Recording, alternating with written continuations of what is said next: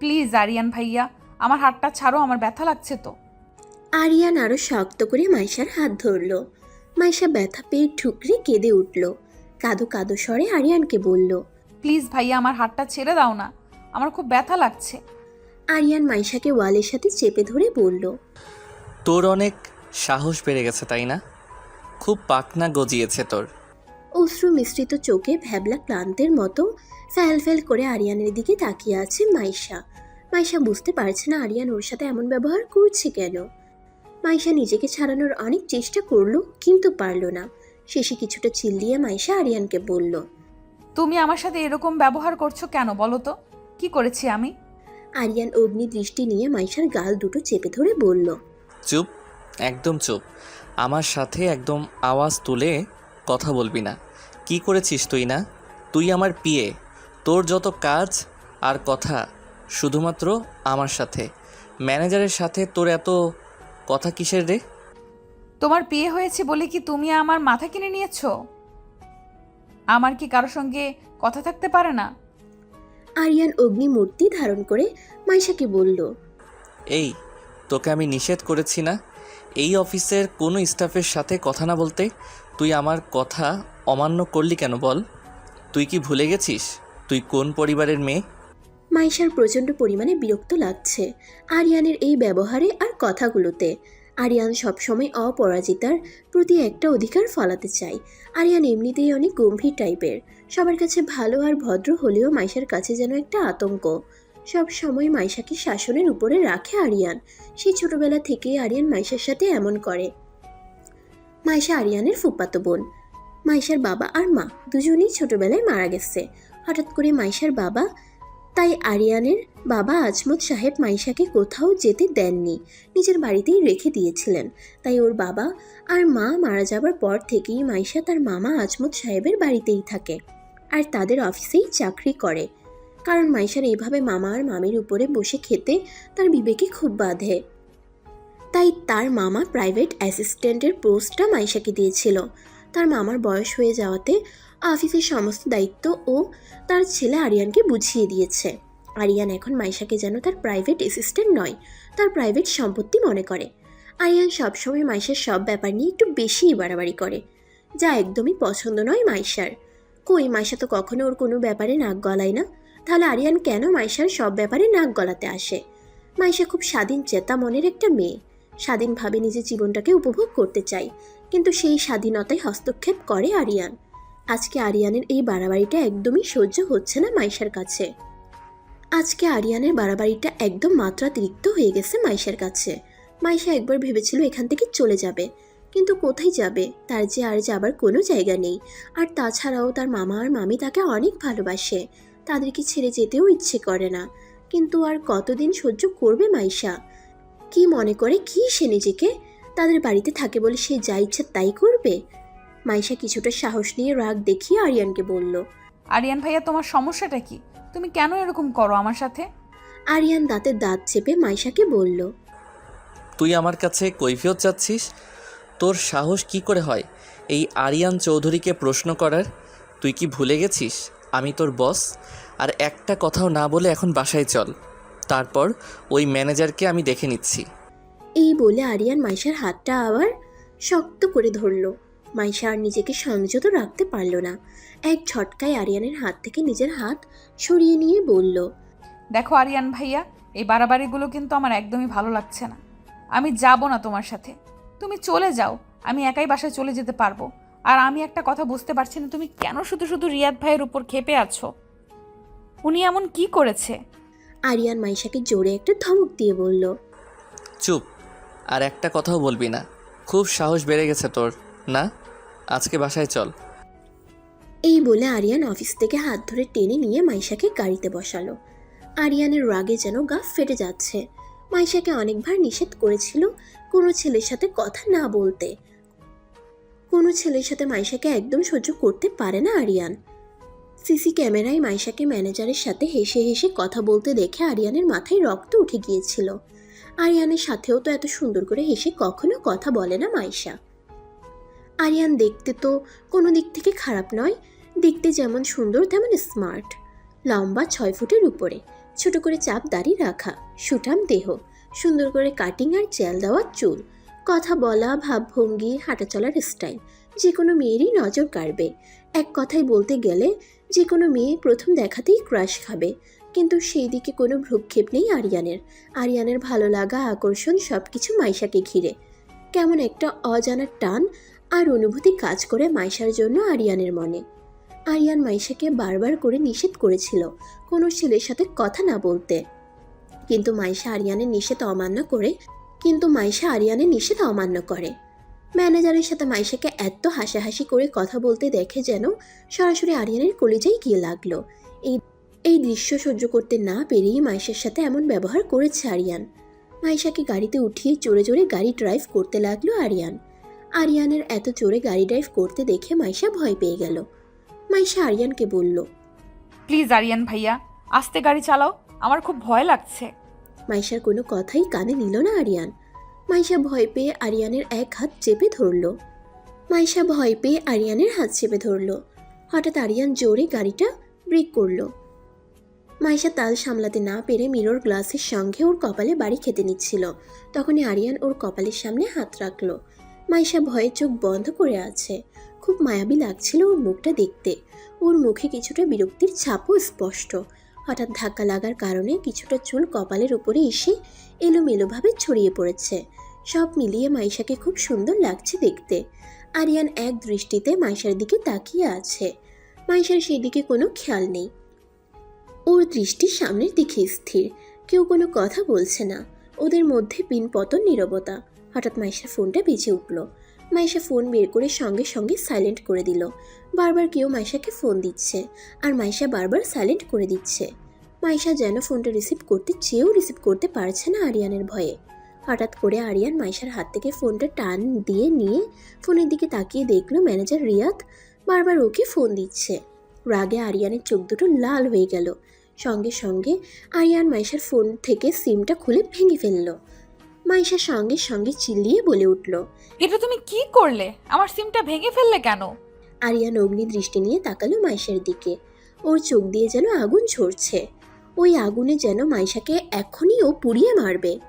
মাইশা ওর ফোনটা নেবার জন্য হাত বাড়াতে যাবে, তখনই আরিয়ান ওর ফোনটা গাড়ির জানলা দিয়ে বাইরে ফেলে দিল। মাইশা ওর ফোনটা আনার জন্য গাড়ি থেকে নামতে যাবে, তখনই আরিয়ান ওর চুলের মুঠি ধরে ওকে বলল, কোথায় যাচ্ছিস? হ্যাঁ, খুব শখ না তোর রিয়াদের সাথে কথা বলার? মাইশা ওর চুলে ব্যথা পেয়ে কাতরাতে কাতরাতে বলল, আমার খুব ভয় লাগছে আরিয়ান ভাইয়া, ছাড়ো প্লিজ। আরিয়ান ওর কোনো কথাই পাত্তা না দিয়ে নিজের ঠোঁট ওর ঠোঁটে ডুবিয়ে দিল। হঠাৎ জোরে একটা কামড় বসিয়ে দিল মাইশার ঠোঁটে। মাইশা ব্যথায় কুকড়ে উঠল। মাইশার ঠোঁট আরিয়ানের দখলে, তাই মাইশা ব্যথায় ছটফট করতে লাগলো। প্রায় 15 মিনিট পর আরিয়ান মাইশাকে ছেড়ে দিল। মাইশার সঙ্গে সঙ্গে তার ঠোঁট চেপে ধরল। মাইশার ঠোঁট কেটে রক্ত পড়ছে। আরিয়ান ওর ঠোঁটটা বৃদ্ধা আঙ্গুলি দিয়ে এপাশ থেকে ওপাশ মুছে দিয়ে মাইশার গাল দুটো চেপে ধরে বলল, এরপর থেকে কোনো দিন যদি আমার কথার অবাধ্য হয়েছিস, আমার অপছন্দের বাহিরে কোনো কাজ করেছিস, তাহলে তার ফল এর থেকে অনেক বেশি ভয়ানক হবে। আরিয়ানের ঠোঁটের কোণে টেবিল মার্কা একটা হাসি দিয়ে আমার গাড়ি চালাতে শুরু করলো। মাইশার চোখ দিয়ে পানি গড়িয়ে পড়ছে। মাইশার নিজেকে যেন খাঁচায় বন্দি একটা পাখির মতো মনে হচ্ছে, যেখানে তার বিন্দু মাত্র স্বাধীনতা নেই। তার জীবনের সকল স্বাধীনতা আর সকল সিদ্ধান্ত যেন আরিয়ান নিয়ে বসে আছে। মাইশার খুব কষ্ট লাগছে তার ফোনটার জন্য। ফোনটা সে প্রথম বেতনের টাকা পেয়ে কিনেছিল। আরিয়ান তার বড়লোক মামার ছেলে, তার কাছে এই সামান্য ফোন কিছুই না, কিন্তু মাইশার কাছে অনেক কিছু। কিছুক্ষণ পর ওরা বাড়িতে পৌঁছে গেল। মাইশা দ্রুত গাড়ি থেকে বের হয়ে দৌড়ে ওর রুমে চলে গেল। মাইশাকে এভাবে দৌড়ে রুমে চলে যেতে দেখে আরিয়ানের ছোট বোন আলিয়া বুঝতে পারল তার ভাই অবশ্যই মাইশাকে আবার কিছু না কিছু বলেছে। তার ভাইটাকে নিয়ে আলিয়া আর পারে না। কেন যে ও মাইশার সাথে এমন করে? মাইশার প্রতি যখন ওর এতই ভালোবাসা, তাহলে কেন মাইশাকে ওর মনের কথাটা বলে দিচ্ছে না? কথাগুলো ভাবতে ভাবতে মাইশার রুমের দিকে গেল আলিয়া। মাইশা তার বাবা আর মায়ের ছবিটা বুকে নিয়ে অঝরে কাঁদছে। আজ নিজেকে এই পৃথিবীতে বড় অসহায় আর নিঃস্ব লাগছে মাইশার। মাইশা তার বাবা আর মায়ের ছবিতে হাত বুলাতে বুলাতে বলল, মা বাবা, তোমরা কেন তোমাদের সাথে আমাকে নিয়ে গেলে না? তাহলে তো আজকের এই দিনটা আমাকে দেখতে হতো না। প্রতিনিয়ত যে আমি ভেতরে ভেতরে শেষ হয়ে যাচ্ছি, আমি যে এটা বোঝাতেই পারছি না। যে আমারও একটা মন আছে, আমারও ইচ্ছে করে স্বাধীনভাবে বাঁচতে। আমার জীবনটা যেন একটা বন্দি পাখির মতো হয়ে গেছে, আমি যে আর পারছি না।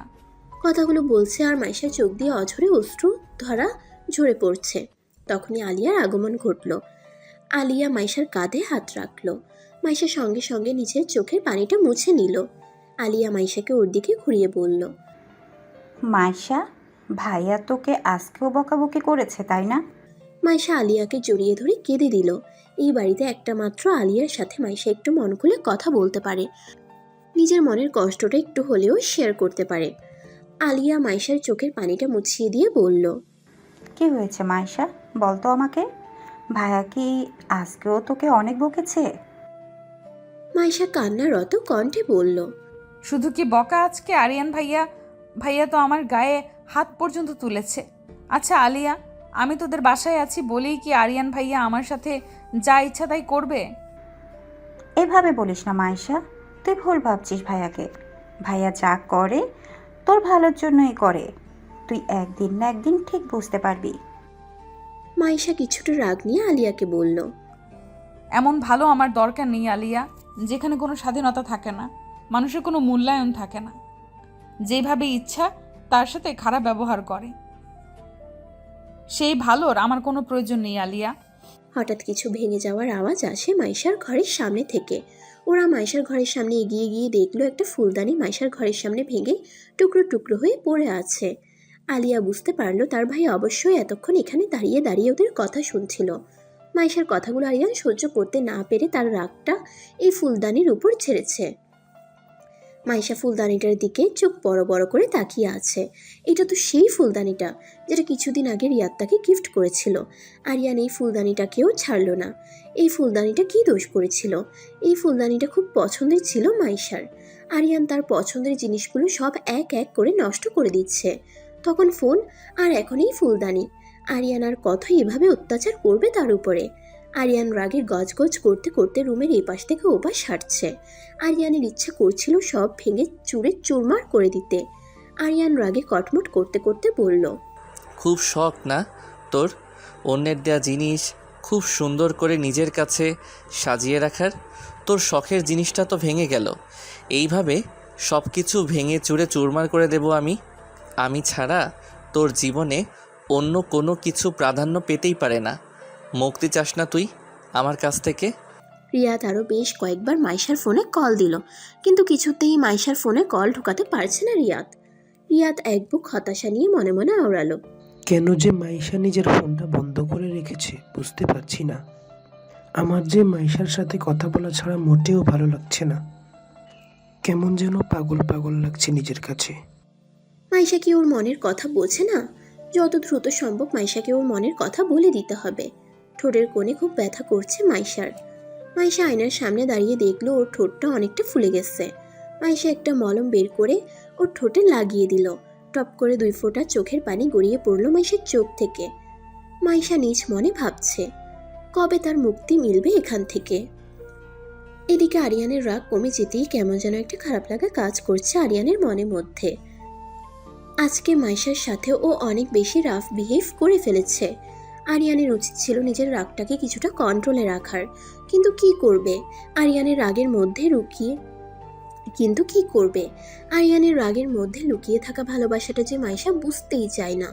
একটা অপরাধবোধ কাজ করছিল আরিয়ানের মনের মধ্যে।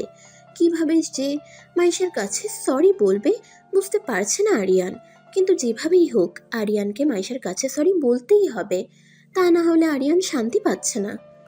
আরিয়ান সঙ্গে সঙ্গে মাইশার রুমের দিকে চলে গেল, কিন্তু রুমে যেয়ে মাইশাকে পেল না আরিয়ান। মাইশাকে খুঁজতে খুঁজতে ছাদে যেয়ে দেখলো মাইশা মন খারাপ করে ছাদের এক কোণে দাঁড়িয়ে আছে। আরিয়ান মাইশার কাছে এগিয়ে গেল। মাইশা আরিয়ানকে দেখা মাত্রই ছাদ থেকে চলে যাচ্ছিল। তখনই আরিয়ান মাইশার হাত টেনে ধরল। মাইশার সঙ্গে সঙ্গে তীক্ষ্ণ কণ্ঠে বলে উঠল, আরিয়ান ভাইয়া আমার হাতটা ছাড়ো, আমি নিচে যাব। আরিয়ান হঠাৎ মাইশার সামনে 2 কানে ধরে হাঁটু গেড়ে বসে পড়ল। মাইশা অবাক হয়ে আরিয়ানের দিকে তাকিয়ে আছে। আরিয়ান তার 2 কানে ধরে আবেগ মাখা কণ্ঠে বলল, I am very sorry Maisha, really I am so sorry, please forgive me please. Maisha শুধু অবাক হয়ে আরিয়ানকে দেখে যাচ্ছে। মাইশা কি বলবে ভেবে পাচ্ছে না। তখন আরিয়ান তার সাথে ওই রকম ব্যবহার করলো। একটু আগে তার শখের ফুলদানিটা আছাড় মেরে ভেঙে ফেললো, এখন আবার তার কাছে সরি বলছে। মাইশা কিছু বলছে না, চুপ করে দাঁড়িয়ে আছে। কিরে কথা বল। সরি বললাম তো। সত্যি আমার তোর সাথে এমনটা করা একদম ঠিক হয়নি। আমি আমার ভুলটা বুঝতে পেরেছি। এখন কি কান ধরে উঠবস করলে খুশি হবি? আরিয়ান আবার মাইশাকে বলল। এই বলে আরিয়ান কান ধরে উঠবোস করতে যাচ্ছিল, তখনই মাইশা তাকে থামিয়ে দিয়ে বলল, ব্যাস হয়েছে হয়েছে, আর তো ঢং করতে হবে না। তোর জন্য আমি সব কিছু করতে পারি রে, কিন্তু তুই বুঝিস না। কি বুঝবো? আরিয়ান মাইশার দিকে তাকিয়ে মনে মনে বলল, তুই এমন কেন মাইশা? তুই কি কখনো আমার মনের কথাটা বুঝবি না? আরিয়ান তার পকেট থেকে মাইশাকে একটা চকলেট বের করে দিল। আরিয়ান জানে মাইশা চকলেট অনেক পছন্দ করে। মাইশা চকলেটটার দিকে তাকিয়ে ভাবছে। নিজে কষ্ট দেয় আবার নিজে এসে সরি বলে। আমার পছন্দ অপছন্দ সব দিকটা খুব সুন্দরভাবে খেয়াল রাখে, তারপরও কেন আমার সাথে এমন করে সে? মাইশা আরিয়ানের হাত থেকে চকলেট নিয়ে খেতে শুরু করলো। আরিয়ান এক দৃষ্টিতে মাইশার চকলেট খাওয়া দেখছে। চকলেট খেতে খেতে কিছুটা চকলেট মাইশার ঠোঁটে লেগে গেল। আরিয়ান মাইশার ঠোঁটে লেগে যাওয়া চকলেটটা হাত দিয়ে মুছে দিল। হঠাৎ করে মাইশা আহ করে উঠল। আরিয়ান মাইশার ঠোঁটের দিকে তাকিয়ে দেখল মাইশার ঠোঁটটা ফুলে আছে, ঠোঁটের কোণের হালকা কাটা দাগটা দেখা যাচ্ছে। সঙ্গে সঙ্গে আরিয়ানের গাড়ির মধ্যে ঘটে যাওয়া ঘটনাটার কথা মনে পড়ল। আরিয়ানের নিজের প্রতি নিজের ধিক্কার দিতে ইচ্ছে করছে। কি করে পারলো সে নিজের ভালোবাসার মানুষটাকে এইভাবে কষ্ট দিতে? আরিয়ান কি বলবে বুঝতে পারছে না। কথাগুলো ভাবতে ভাবতে আরিয়ানের চোখ গেল মাইশার দিকে। মাইশার চুলগুলো খোলা, বাতাসের চুলগুলো উড়ছে আর কিছু কিছু চুল ওর কপালে এসে পড়ছে। মাইশা কিছুক্ষণ পরপর কপাল থেকে ওর চুলগুলো সরিয়ে কানের পাশে গুজে দিচ্ছে। খোলা চুলে চকলেট খাওয়া অবস্থায় মাইশাকে খুব অপরূপা লাগছিল। আরিয়ান মুগ্ধ হয়ে মাইশার দিকেই তাকিয়ে আছে। মাইশা আরিয়ানকে এইভাবে তার দিকে তাকিয়ে থাকতে দেখে আরিয়ানের সামনে একটা তুড়ি মারল। তুড়ির শব্দে আরিয়ানের ধ্যান ভাঙল। মাইশা চকলেটের শেষ অংশটাও মুখে পুরে দিতে দিতে আরিয়ানকে বলল, এভাবে তাকিয়ে আছো কেন? আমার নজর লাগবে না, পরে তো আমার পেট খারাপ করবে।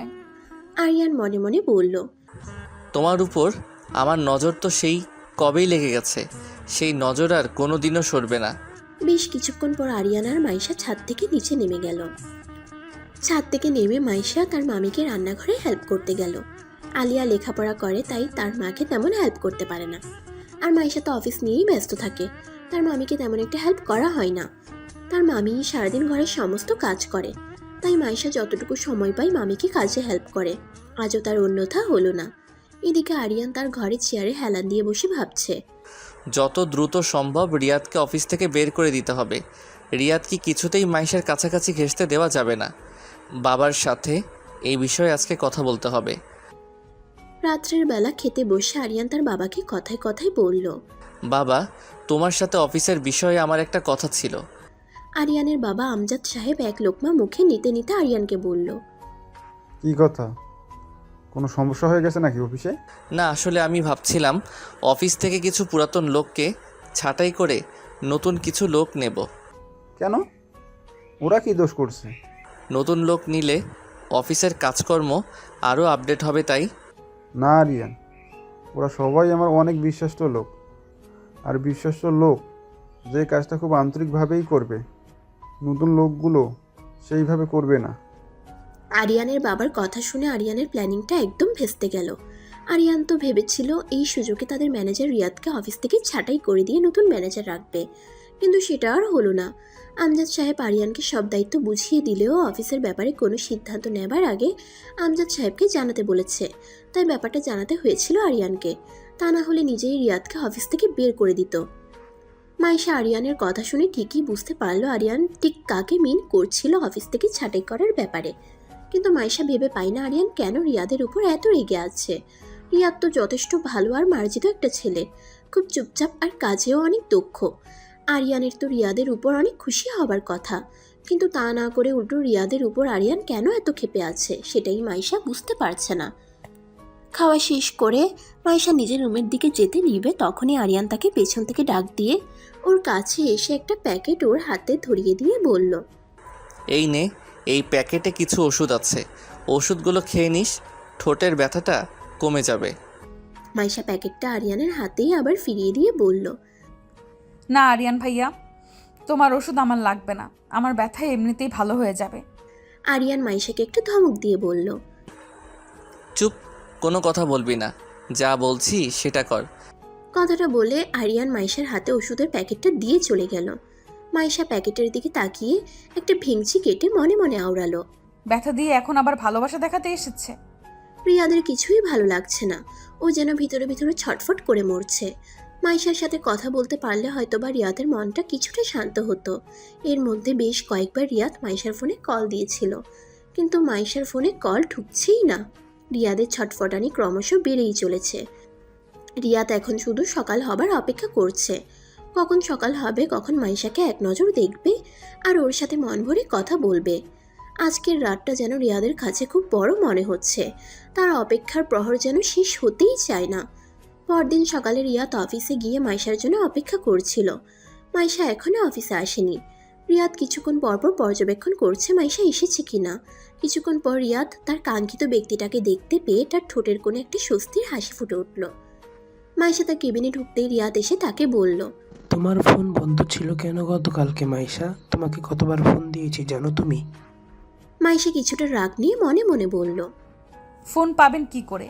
ওই ডেভিলটা আমার সিমটা ভেঙে ফেলেছে আর ফোনটা ফেলে দিয়েছে। মাইশা কথা বলছে না দেখে রিয়াদ আবার মাইশাকে বলল, কি হলো মাইশা, কথা বলছো না কেন? আসলে আমার ফোনটা হাত থেকে পানিতে পড়ে গিয়ে নষ্ট হয়ে গেছে। উফ, তুমি বিশ্বাস করবে না মাইশা, তোমাকে ফোনে না পেয়ে আমার খুব টেনশন হচ্ছিল তোমার জন্য। পিছন থেকে আরিয়ান বলে উঠল, মিস্টার রিয়াদ, ওর জন্য ভাবার অনেক মানুষ আছে, টেনশন করার অনেক মানুষ আছে। আপনার না ভাবলেও করলেও চলবে। আপনি বরং আপনার কাজটা নিয়ে ভাবুন, তা না হলে আপনাকে আমি এই অফিসে রাখবো কি না সেটা নিয়ে আমাকে ভাবতে হবে। নাও লিভ ফ্রম হেয়ার। এইভাবে আরিয়ান চলে আসাতে রিয়াদ অনেকটা ঘাবড়ে গেল। রিয়াদ দ্রুত করে মাইশার কেবিন থেকে বেরিয়ে গেল। রিয়াদ চলে যেতেই আরিয়ান দাঁতের দাঁত চেপে মাইশাকে তীক্ষ্ণ গলায় শাসিয়ে বলল, তোকে আমি আবারও সাবধান করে দিলাম মাইশা, দ্বিতীয়বার যেন ওই রিয়াদের সাথে তোকে আমি কথা বলতে না দেখি। Mind it. মাইশা একরাশ বিরক্তি নিয়ে বিড়বিড় করে বলল, আর ভালো লাগে না আমার প্রতি ডেভিলটার এই খবরদারিগুলো। আমি একদম বিরক্ত হয়ে গেছি। মাইশা বিড়বিড় করতে করতে কথাগুলো বলছিল।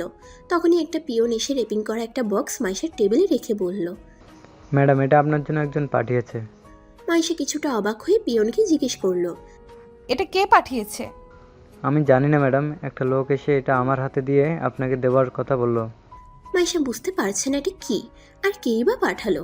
মাইশা রেপিংটা খুলে দেখলো একটা দামি অ্যান্ড্রয়েড ফোন আর একটা সিম, তার মধ্যে ছোট একটা চিরকুটে লেখা আছে, মাইশা, আমার তরফ থেকে তোমার জন্য সামান্য একটু উপহার। ইতি তোমার শুভাকাঙ্ক্ষী। মাইশা কিছুই বুঝতে পারছে না কে তাকে ফোন পাঠালো। হঠাৎ পিয়ন আবার এসে তাকে বলল, ম্যাডাম, স্যার আপনাকে ডাকছে। মাইশা ফোনটা টেবিলের উপর রেখে আরিয়ানের কেবিনের দিকে গেল। আরিয়ানের কেবিনে গিয়ে দেখলো আরিয়ান কেবিনে নেই। মাইশা বেশ কিছুক্ষণ আরিয়ানের জন্য অপেক্ষা করে নিজের কেবিনের দিকে চলে গেল। মাইশা কেবিনে ঢুকতেই যা দেখলো তা দেখার জন্য মাইশা একদমই প্রস্তুত ছিল না। মাইশা নিজের কেবিনে এসে দেখলো ফোনটা ভেঙে টুকরো টুকরো হয়ে নিচে পড়ে আছে। মাইশার চোখ যেন চড়ক গাছ হয়ে গেল। মাইশা ভেবে পাচ্ছে না হঠাৎ কে করলো এই কাজটা। ভাবতে ভাবতে মাইশা কিছুটা আন্দাজ করতে পারলো এই কাজটা কে করতে পারে, কারণ যে এই কাজটা করেছে সে সবসময় মাইশার সকল ব্যাপারে তার ময়লা নাকটা গলাতে আসে, তাই সে ছাড়া এই কাজটা দ্বিতীয় আর কেউ করেনি। মাইশা একরাশ রাগ মনের ভিতর নিয়ে ফোনের ভাঙা টুকরোগুলো উঠিয়ে হনহন করে আরিয়ানের কেবিনের দিকে চলে গেল। আরিয়ানের কেবিনে ঢুকে মাইশা দেখলো আরিয়ান কার সাথে যেন খুব ফিসফিসিয়ে ফোনে কথা বলছে। মাইশাকে দেখা মাত্রই সে ফোনটা রেখে দিল। মাইশা আরিয়ানের টেবিলের উপর ফোনের টুকরোগুলো কিছুটা ছুঁড়ে মেরে আরিয়ানকে তীক্ষ্ণ গলায় বলল, এটা নিশ্চয়ই তোমার কাছে, তাই না? এই ফোনটা কি দোষ করলো? কেন এরকম করলে? আরিয়ান মাইশার প্রশ্নের কোনো উত্তর না দিয়ে পিয়নকে তার কেবিনে ডেকে এনে বলল, এই আবর্জনাগুলো এখনই আমার রুম থেকে পরিষ্কার করো, এইগুলো যেন আমি অফিসের কোথাও না দেখি। মাইশার আগে ফুঁসছে। মাইশা এমনিতেও ফোনটা তার কাছে রাখতো না। এই ফোনটা যে দিয়েছে তা যে কোনোভাবে খোঁজ নিয়ে অবশ্যই তাকে ফোনটা ফিরিয়ে দিত, কিন্তু তার আগে আরিয়ান ফোনটা ভেঙে টুকরো টুকরো করে দিল। মাইশা একদম শিওর এই কাজটা আরিয়ান ছাড়া আর কারো হতেই পারে না। কারণ মাইশার কেবিনে একমাত্র আরিয়ানই যাতায়াত করে। মাইশা আবারও আরিয়ানকে একই প্রশ্ন ছুড়ে বলল। কি হলো বলছো না কেন? এটা কেন করলে? আমি জানি এই কাজটা তোমার। আরিয়ান মাইশাকে কিছুটা ঝাঁঝালো গলায় বলল। তোর সাহস হয় কী করে আমার কাছে কৈফিয়ত চাওয়ার? আমি তোর কোনো প্রশ্নের উত্তর দিতে বাধ্য নই। আর এই অফিসটা আমার, তাই কারো কাছে কৈফিয়ত চাওয়ার অধিকারটাও শুধুমাত্র আমার, তোর না। তোকে ঠিক যেই কাজের জন্য রাখা হয়েছে তুই সেই কাজটাই কর। মাইশার আজ খুব রাগ হচ্ছে তার মামার উপর। মামা কেন যে এরকম একটা ডেভিলকে তার অফিসের দায়িত্ব দিল কে জানে। মাইশা আর কোনো কথা না বলে আরিয়ানের রুম থেকে চলে যাচ্ছিল। তখন আরিয়ান মাইশাকে পিছন দিকে ডাক দিয়ে বলল। এই দাঁড়া, কোথায় যাচ্ছিস? তোকে আমি যেতে বলেছি। তো কি করব? যা, আমার জন্য এক কাপ ব্ল্যাক কফি নিয়ে আয়। তোমার কি আমাকে পিয়ন মনে হয়? এই কাজগুলো করার জন্য অফিসের পিয়ন আছে। আমার পিএকে? আমি। সো আর কোনো কথা না বলে আমার জন্য এই মুহূর্তে ব্ল্যাক কফি নিয়ে আয়। মাইশা আরিয়ানকে একটা মুখ ভেঙচি মেরে কফি আনতে চলে গেল। মাইশা চলে যেতেই আরিয়ান চেয়ারে হেলান দিয়ে হাতে একটা কলম নিয়ে ঘোরাতে ঘোরাতে বলল। যা, মাছরাঙা পাখি, ঘুঘু দেখেছ কিন্তু ঘুঘুর ফাঁদ দেখনি। Just wait baby. কথাটা বলে একটা ডেভিল মার্কা হাসি দিল। মাইশার কেবিনের কিছুটা আড়ালে দাঁড়িয়ে কেউ একজন ফোনে কথা বলছিল। এপাশ থেকে সে উত্তর দিল। আমি সবসময় ওকে নজরে নজরে রাখছি, আর আমি আপ্রাণ চেষ্টা করে যাচ্ছি আমার কাজটা সাকসেসফুল করার জন্য।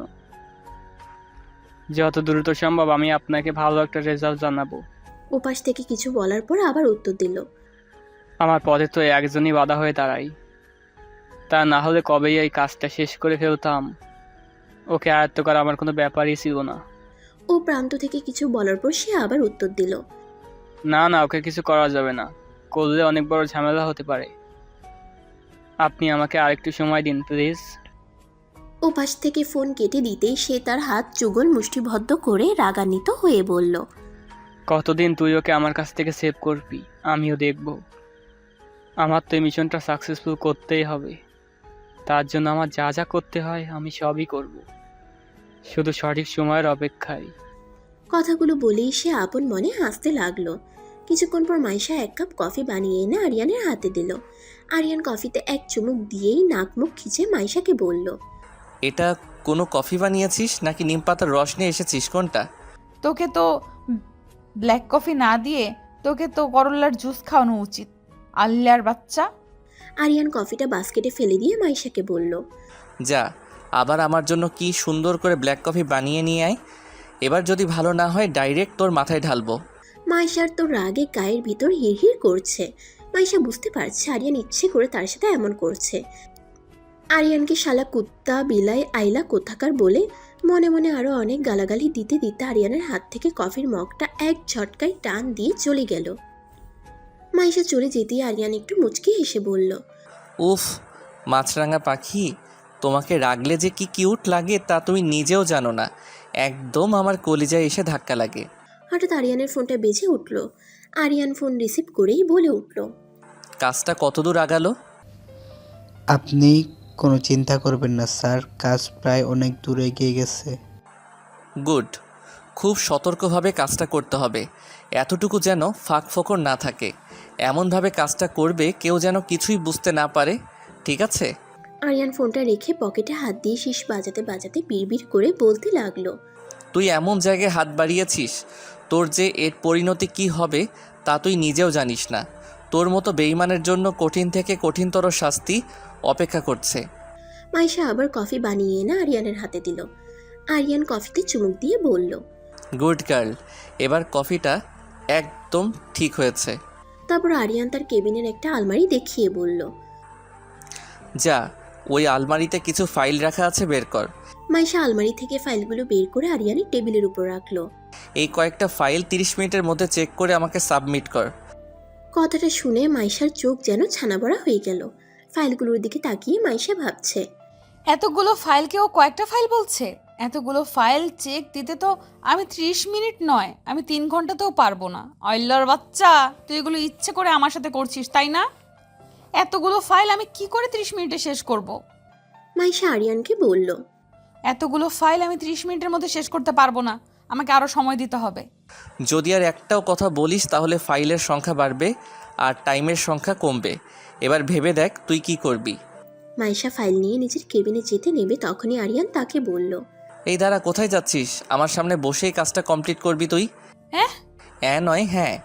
কিন্তু আরিয়ান চোখ গরম করে মাইশার দিকে তাকালো। মাইশা ভয় পেয়ে গেল আর আরিয়ানকে মনে মনে 101টা গালাগাল দিতে লাগলো। শালা ইন্দুর, বান্দর, খচ্চর, আইলা, এই পিচ্ছি একটা মেয়ের উপর এত জুলুম করা! তোর কপালে এমন বউ জুটবে না, সারাদিন তোর উপর খবরদারি করবে, দেখে নিস। মাইশা আপন মনে কাজ করছিল আর আরিয়ান তাকে এক দৃষ্টিতে মুগ্ধ হয়ে দেখে যাচ্ছিল আর মনে মনে আওড়ালো। আহারে কি সুন্দর লাগছে আমার পিচ্চি মাছরাঙা পাখিটাকে। কিন্তু এই পিচ্চি মাছরাঙা পাখিটা হয়তোবা জানে না তার জন্য ঠিক কি অপেক্ষা করছে। কথাগুলো ভেবেই মনে মনে একটা বাঁকা হাসি দিল আরিয়ান।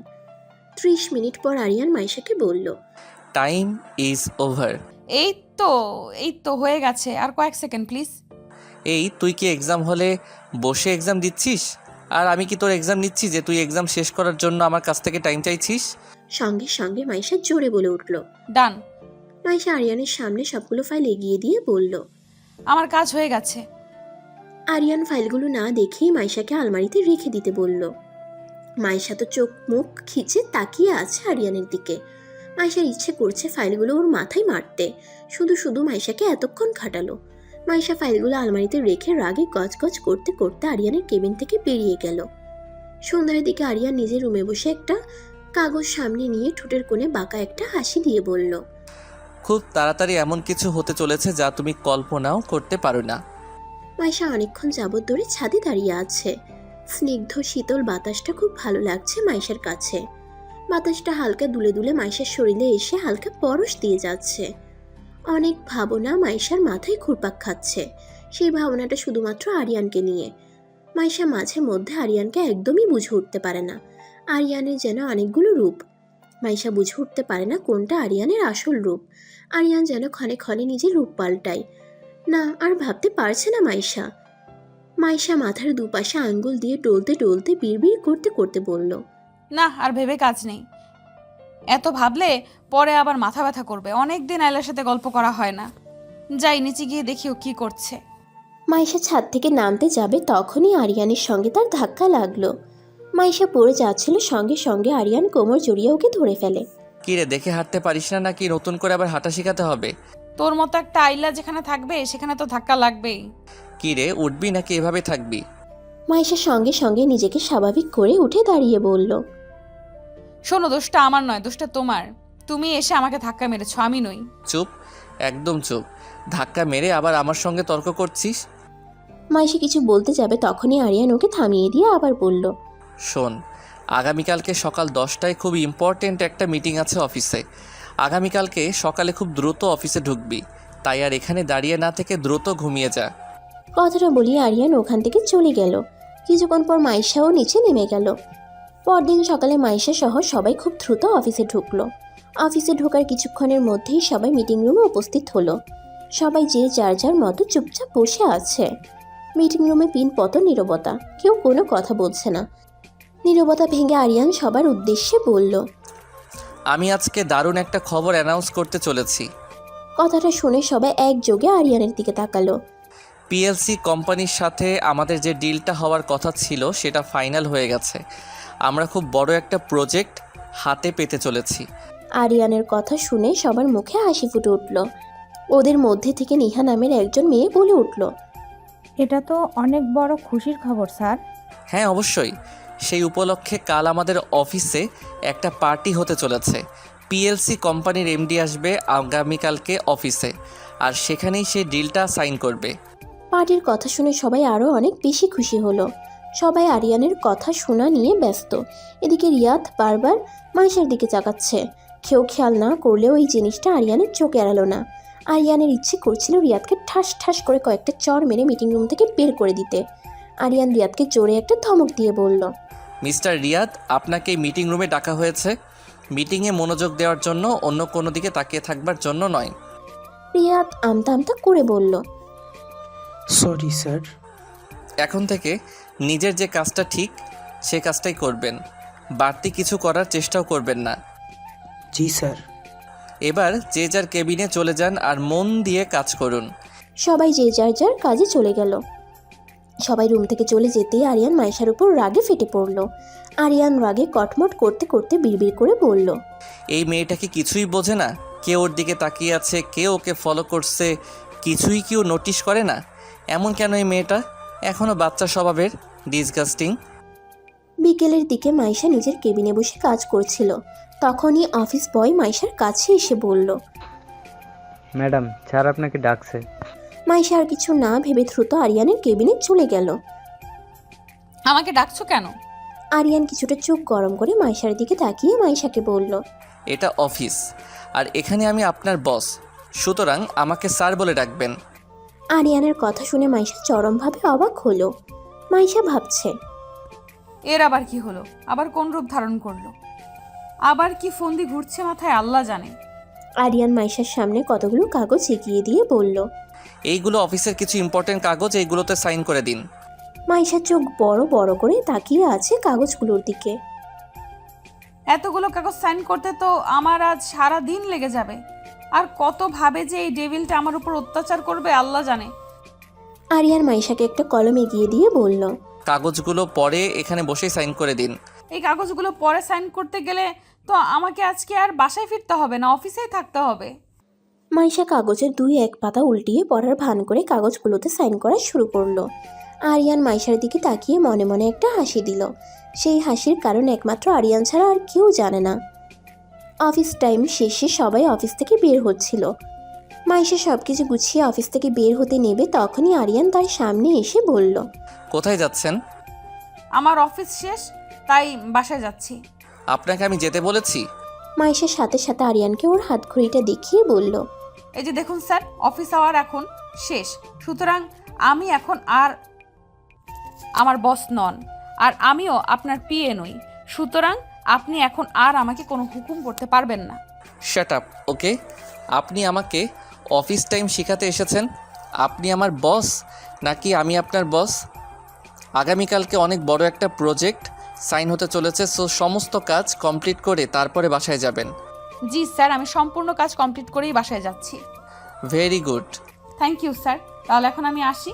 না, আমি না বলা পর্যন্ত আপনি এক পা অফিস থেকে বের হবেন না। কিন্তু কেন? আপনি আমার সাথে এমন করতে পারেন না। আরিয়ান মাইশাকে ওয়ালের সাথে চেপে ধরে বলল, আমি কি পারি আর না পারি সেটা নিশ্চয়ই আপনার কাছ থেকে আমাকে শিখতে হবে না আমার? এটা কি করছেন স্যার? আমাকে ছাড়ুন প্লিজ। আরিয়ান মাইশাকে ছেড়ে দিয়ে বলল, আমি এক জায়গায় যাব, আপনাকেও আমার সঙ্গে যেতে হবে। কোথায় যাবেন স্যার? আমি এত প্রশ্ন করা পছন্দ করি না, ওকে? শালা আল্লাহর বাচ্চা, ব্ল্যাক কফি খেতে খেতে ওর মুখের কথাগুলো ব্ল্যাক কফির মতোই তেতো হয়ে গেছে। ঢং দেখলে গা জ্বলে যায়। অফিস থেকে বেরিয়ে দুজন গাড়িতে বসলো। আরিয়ান গাড়ি চালাতে শুরু করলো। কিছুক্ষণ পর ওদের গাড়ি একটা শপিং মলের সামনে এসে থামলো। আরিয়ান মাইশাকে গাড়িতে রেখে তার একটা কাজ আছে বলে গাড়ি থেকে নেমে শপিং মলের ভিতরে চলে গেল। আরিয়ান চলে যেতেই, আল্লাহর বাচ্চা, তোর কাজ আছে তো তুই আমাকে কেন নিয়ে আসলি? এখন বাসায় গেলে কি সুন্দর আমার ফেভারিট কার্টুনটা দেখতাম, আর মামির হাতের স্পেশাল চা আর পকোড়াটা খেতাম। ওর তো আবার আমার সুখ সহ্য হয় না। কিভাবে আমাকে খাটাবে সব সময়? সেই ফোন দিয়ে আটে, ডায়নোসর কোথাকার। কেউ একজন অনেকক্ষণ ধরে আড়াল থেকে মাইশার দিকে নজর রাখছে। সে পকেট থেকে নিজের ফোনটা বের করে একজনকে ফোন দিয়ে বলল, আপনি কোনো চিন্তা করবেন না স্যার, সব কিছু প্ল্যানিং মোতাবেকই হবে, শুধু সঠিক সময়ের অপেক্ষায়। ফোনটা রেখে সে ঠোঁটে বাঁকা একটা হাসি দিয়ে বলল, কান টানলে মাথা আসবেই, আমার কান আর মাথা দুটোই দরকার। বলেই সে হাসতে লাগলো। আরিয়ান মার্কেটের ভিতরে ঢুকতে একজন লোক তার কাছে কিছু শপিং ব্যাগ এগিয়ে দিয়ে বলল, স্যার, আপনার কথা মতো সব কিছু রেডি করে রেখেছি। Good, very good. এবার চলুন, বাকি কাজটা করতে হবে। মাইশা প্রায় আধ ঘন্টা ধরে গাড়িতে বসে আছে। খুব বিরক্ত লাগছে মাইশার কাছে। মাইশার খুব পানি পিপাসা পেয়েছে, তাই ও গাড়ি থেকে নেমে একটা পানির বোতল কেনার জন্য সামনের দিকে গেল। মাইশা একটা পানির বোতল কিনে বোতলের মুখ খুলতে খুলতে আসছিল। তখনই কেউ একজন এসে মাইশাকে টান দিয়ে একপাশে নিয়ে গেল। লোকটা টান খেয়ে মাইশা তার বুকের উপর আছড়ে পড়ল। মাইশা তাকিয়ে দেখলো আরিয়ান। মাইশা দেখলো খুব স্পিডে দ্রুত একটা গাড়ি মাইশার পাশ কেটে চলে গেল। ঠিক সময় মতো যদি আরিয়ান মাইশাকে টান না দিত তাহলে মাইশার বড় ধরনের একটা অ্যাক্সিডেন্ট হয়ে যেত। আরিয়ান অগ্নিমূর্তি হয়ে মাইশার 2 বাহুতে হাত দিয়ে মাইশাকে ঝাঁকি দিয়ে জোরে চিল্লিয়ে বলল, কোনো কমন সেন্স নেই তোর? কিভাবে রাস্তা পার হতে হয় তাও তুই জানিস না? আমি ঠিক সময় মতো না আসলে এখন কি হতো বুঝতে পারছিস তুই? কেন গাড়ি থেকে নেমেছিস তুই? তোকে না আমি বললাম গাড়িতে বসতে? মাইশা তার হাতে রাখা পানির বোতলটা আরিয়ানকে দেখিয়ে আস্তে করে বলল। পানি আনতে গেছিলাম, আমার খুব পানি পিপাসা পেয়েছিল তাই। Just shut up stupid. তোর পানির পিপাসা পেয়েছে, তুই আমাকে ফোন দিয়ে বলতে পারলি না? এখন যদি কিছু হয়ে যেত তোর, তখন কি হতো? কি করে বলবো? আমার কাছে কি ফোন আছে যে তোমাকে আমি ফোন দিব? আরিয়ান আর কিছু বলল না, মাইশার হাত ধরে রাস্তা পার করে ওকে গাড়ির কাছে নিয়ে আসলো। আরিয়ান আর মাইশা গাড়িতে গিয়ে বসলো। আরিয়ান গাড়ি চালানো শুরু করলো। আরিয়ানের খুব গিল্টি ফিল হচ্ছে। আরিয়ানের জন্যই মাইশার আজ অনেক বড় বিপদ হতে পারত। মাইশার কাছে যদি আজকে ফোন থাকতো তাহলে মাইশা আরিয়ানকে ফোন দিতে পারত। মাইশা কিছুক্ষণ পর পর আরিয়ানের দিকে আর চোখে তাকাচ্ছে। আজকে আরিয়ান সঠিক সময় মতো যদি না আসতো তাহলে এতক্ষণে মাইশার প্রাণ পাখিটা উড়ে যেত। কেন যেন আজকে আরিয়ানের প্রতি অন্যরকম একটা অনুভূতি জাগ্রত হচ্ছে মাইশার মনে। এতদিন আরিয়ান মাইশার সঙ্গে যা করেছে সবটাই আরিয়ানের বাড়াবাড়ি বলে মাইশা পাত্তা দিত না, কিন্তু আজ কেন যেন আরিয়ানের এই শাসনটা খুব ভালো লাগলো মাইশার কাছে। গাড়ি চলছে তার আপন গতিতে, কারো মুখে কোনো কথা নেই, দুজনের মধ্যেই পিনপতন নীরবতা। কিছুক্ষণ পর গাড়ি এসে ওদের বাড়ির সামনে থামলো। মাইশা ওর রুমের দিকে যেতে নেবে তখনই আরিয়ান পিছন থেকে ওকে ডাক দিয়ে ওর সামনে দুইটা শপিং ব্যাগ এগিয়ে দিয়ে বলল, এই নে, এই শপিং ব্যাগগুলো ধর। কি এইগুলো? এত কথা না বলে ধরতে বলেছি, ধর। আরিয়ান শপিং ব্যাগগুলো মাইশার হাতে দিয়ে বলল, আগামীকালকে পার্টিতে তুই এই ড্রেসটা পরবি। যদি এই ড্রেসটা না পরিস তাহলে কিন্তু তোর খবর আছে। বলেই আরিয়ান ওখান থেকে চলে গেল। আরিয়ান ওখান থেকে চলে যেতেই মাইশা আরিয়ানের যাওয়ার পানে তাকিয়ে বিড়বিড় করে বলল। গিফট দিল আর থ্রেড দিল, কিছুই বুঝলাম না। সন্ধ্যার দিকে আলিয়া ছাদের এক কোণে দাঁড়িয়ে ফিসফিস করে কারোর সাথে কথা বলছিল। তখনই মাইশা আস্তে আস্তে করে আলিয়ার পিছনে এসে আলিয়াকে আস্তে করে বলল। Drinking drinking sinking water. মাইশার কণ্ঠ শুনে আলিয়া ঘাবড়ে গেল। তাড়াহুড়ো করে আলিয়া ফোনটা কেটে দিয়ে কিছুটা তুতলিয়ে মাইশাকে বলল, মানে কি বলছিস তুই? আহারে, কিচ্ছু বোঝে না আমার বোনটা। আমি কিন্তু সব বুঝে ফেলেছি। কি বুঝেছিস? এই যে আমার বোনটা কারো প্রেমে হাবুডুবু খাচ্ছে। ধুর, কি যে বলিস না তুই। আচ্ছা ঠিক আছে, আমি তো এখন তোর পর হয়ে গেছি। আমাকে যখন বলবি না আমি চলে যাচ্ছি তাহলে। আলিয়া মাইশাকে বাধা দিয়ে বলল, কে বলল তুই আমার পর? আপন ভাবলে তো বলতি। আরে তেমন কিছু না, আমার কলেজের এক সিনিয়র ভাইয়ের সাথে কথা বলছিলাম। মাইশা তার দুই হাত ভাঁজ করে ঠোঁট টিপে একটা হাসি দিয়ে আলিয়াকে বলল, বুঝি বুঝি, আমরা সব বুঝি। সিনিয়র ভাই না অন্য কিছু। তাই নাকি? তুই সব বুঝিস? অবশ্যই। আচ্ছা, সবই বুঝিস, তাহলে এটা বুঝিস না কে তোকে কেয়ার করে ভালোবাসে?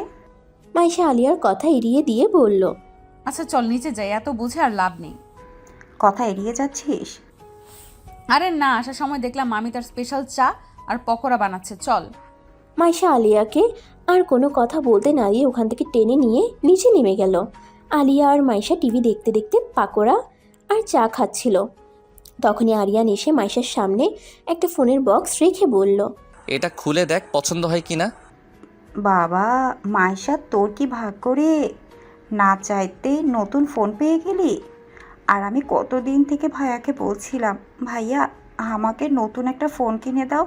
ভাইয়া শুনছেই না, আর তোকে না চাইতেই কিনে দিল। নে নে, খুলে দেখ পছন্দ হয়েছে কি না। আমাদের তো নতুন ফোন পাওয়ার ভাগ্য নেই, তোরটা দেখেই না হয়ে আফসোস মেটালাম। মারবো টেনে এক চর। এই তোর লেখাপড়া নেই, সব সময় খালি ফোনের চিন্তা মাথায় ঘুরঘুর করে, তাই না? যা পড়তে বস গিয়ে। ওহ ভাইয়া, সারাদিন কি পড়তে ভালো লাগে বলতো? তোর না সামনে পরীক্ষা, সারাদিন পড়ার টেবিলে বসে থাকবি। যা এখন পড়তে বস। মাইশা আরিয়ানকে থামিয়ে দিয়ে বলল, আপনি এরকম করছেন কেন স্যার? ও ঠিক সময় মতো পড়তে বসবে। মাইশার মুখে আরিয়ানকে স্যার কথাটা শুনে আলিয়া খিলখিল করে হেসে দিয়ে বলল, মাইশা, তুই ভাইয়াকে স্যার বলছিস? How funny. কি করব বল, উনি তো আমার বস, ওনাকে স্যার না ডেকে কি পারা যায়? তাই না স্যার? তোকে আমি স্যার ডাকতে বলেছি অফিসে, বাসায় না। তাহলে বাসায় কি বলে ডাকবো স্যার? ঠাস করে একটা থাপ্পড় বসিয়ে দিলে না বুঝতে পারবি কি বলে ডাকবি। কেন, আমার গালটাকে তোমার সরকারি রাস্তা মনে হয়? যখন তখন খালি মারার চিন্তা করবে। এত বেশি কথা না বলে ফোনটা খুলে দেখ। মাইশা একটা ভিংচি কেটে বলল, আমি কি তোমার কাছে ফোন চেয়েছি? লাগবে না আমার তোমার ফোন, তুমি এটা বরং আলিয়াকে দিয়ে দাও। আরিয়ান মাইশার হাতে ফোনটা ধরিয়ে দিয়ে বলল। আর একটা কথাও না বলে চুপচাপ ফোনটা ধর। মাইশা কিছু বলতে যাবে তখনই আরিয়ান চোখ গরম করে তাকালো মাইশার দিকে। মাইশা ভয় পেয়ে আর কিছু বলল না। আরিয়ান ওখান থেকে চলে গেল। আরিয়ান সেখান থেকে চলে যেতেই মাইশা কিছুটা রাগ নিয়ে আলিয়াকে বলল। এই আলিয়া, তোর ভাইটা এমন কেন রে? সব সময় আমার উপর একটা খবরদারি ফলানোর চেষ্টা করে। তুইও ভাইয়ার উপর খবরদারি ফলা না, কে নিষেধ করেছে? ওর মতো একটা আইলার উপর খবরদারি ফলাতে আমার বয়েই গেছে। মাইশার কথা শুনে আলিয়া মুচকি হাসি দিল আর মনে মনে বলল। সময় হলে ঠিকই খবরদারি ফলাবি, যে সময়টা খুব নিকটে। রাতে খাওয়া দাওয়া শেষ করে মাইশা নিজের রুমে গিয়ে ফোনের বক্সটা খুলল। ফোনটা মাইশার খুব পছন্দ হলো। লেমন কালারের একটা ফোন। ফোনটা দেখেই মাইশা বুঝতে পারলো ফোনটা অনেক দামি। সাথে একটা সিম কার্ডও দেখতে পেল। মাইশা একটা মুচকি হাসি দিয়ে মনে মনে আওড়ালো। আরিয়ান যেন কেমন একটা মানুষ, নিজের সিম ভেঙে ফেললো, ফোন ফেলে দিল, আবার নিজেই কিনে এনে দিল। ওকে বুঝে ওঠা বড় দায়। পরদিন সকালবেলা পার্টিতে যাবার জন্য একটাও ড্রেস সিলেক্ট করতে পারছিল না মাইশা। আলমারি থেকে সমস্ত ড্রেস বের করে পুরো বিছানায় ছড়িয়ে রেখেছে। তারপরও একটা ড্রেসও তার পছন্দ হচ্ছে না। ওই যে কোথাও যাবার আগে মেয়েদের যেই রকম প্রবলেম, আমার তো কোনো ড্রেস নেই, আমি কি পরে যাব? সেম মাইশার ক্ষেত্রেও হলো। হঠাৎ মাইশার চোখ গেল ওর ড্রেসিং টেবিলের উপরে রাখা দুটো শপিং ব্যাগের দিকে। তখনই মাইশার মনে পড়ে গেল এই শপিং ব্যাগে আরিয়ান তো তার জন্য পার্টিতে যাওয়ার জন্য ড্রেস নিয়ে এসেছিল। মাইশা শপিং ব্যাগটা হাতে নিয়ে ড্রেসটা বের করে তো ওর চোখ একদম কপালে উঠে গেল। গ্রে কালারের একটা গাউন, গাউনটার উপরে হোয়াইট কালারের স্টোন বসানো, জরি সুতার কাজ করা। দেখেই বোঝা যাচ্ছে এটা খুব এক্সপেন্সিভ আর স্পেশাল অর্ডার দিয়ে বানানো। তারপর মাইশা অন্য শপিং ব্যাগটা খুলে দেখলো গাউনের সাথে ম্যাচিং করা খুব এক্সপেন্সিভ সব অর্নামেন্টস। মাইশা গাউন আর অর্নামেন্টসগুলোর দিকে তাকিয়ে ভাবছে, এত দামি একটা গাউন আর অর্নামেন্টস আরিয়ান কেন শুধু শুধু কিনতে গেল ওর জন্য? ওর যা ছিল তাতেই তো সে পার্টিতে অ্যাটেন্ড করতে পারতো। আরও অনেক কথা ভাবতে লাগলো মাইশা। তখনই মাইশার রুমে আলিয়া ঢুকলো। আলিয়া গাউন আর অর্নামেন্টসগুলো দেখে বলল, ওয়াও, কি সুন্দর গাউন আর অর্নামেন্টস, ভাইয়া দিয়েছি নিশ্চয়ই?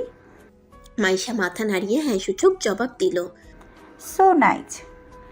আসলে ভাইয়ার পছন্দ আছে বলতে হবে, তোকে খুব সুন্দর লাগবে মাইশা এগুলো পরলে। ধুর, এইগুলোর কি দরকার ছিল বলতো আলিয়া?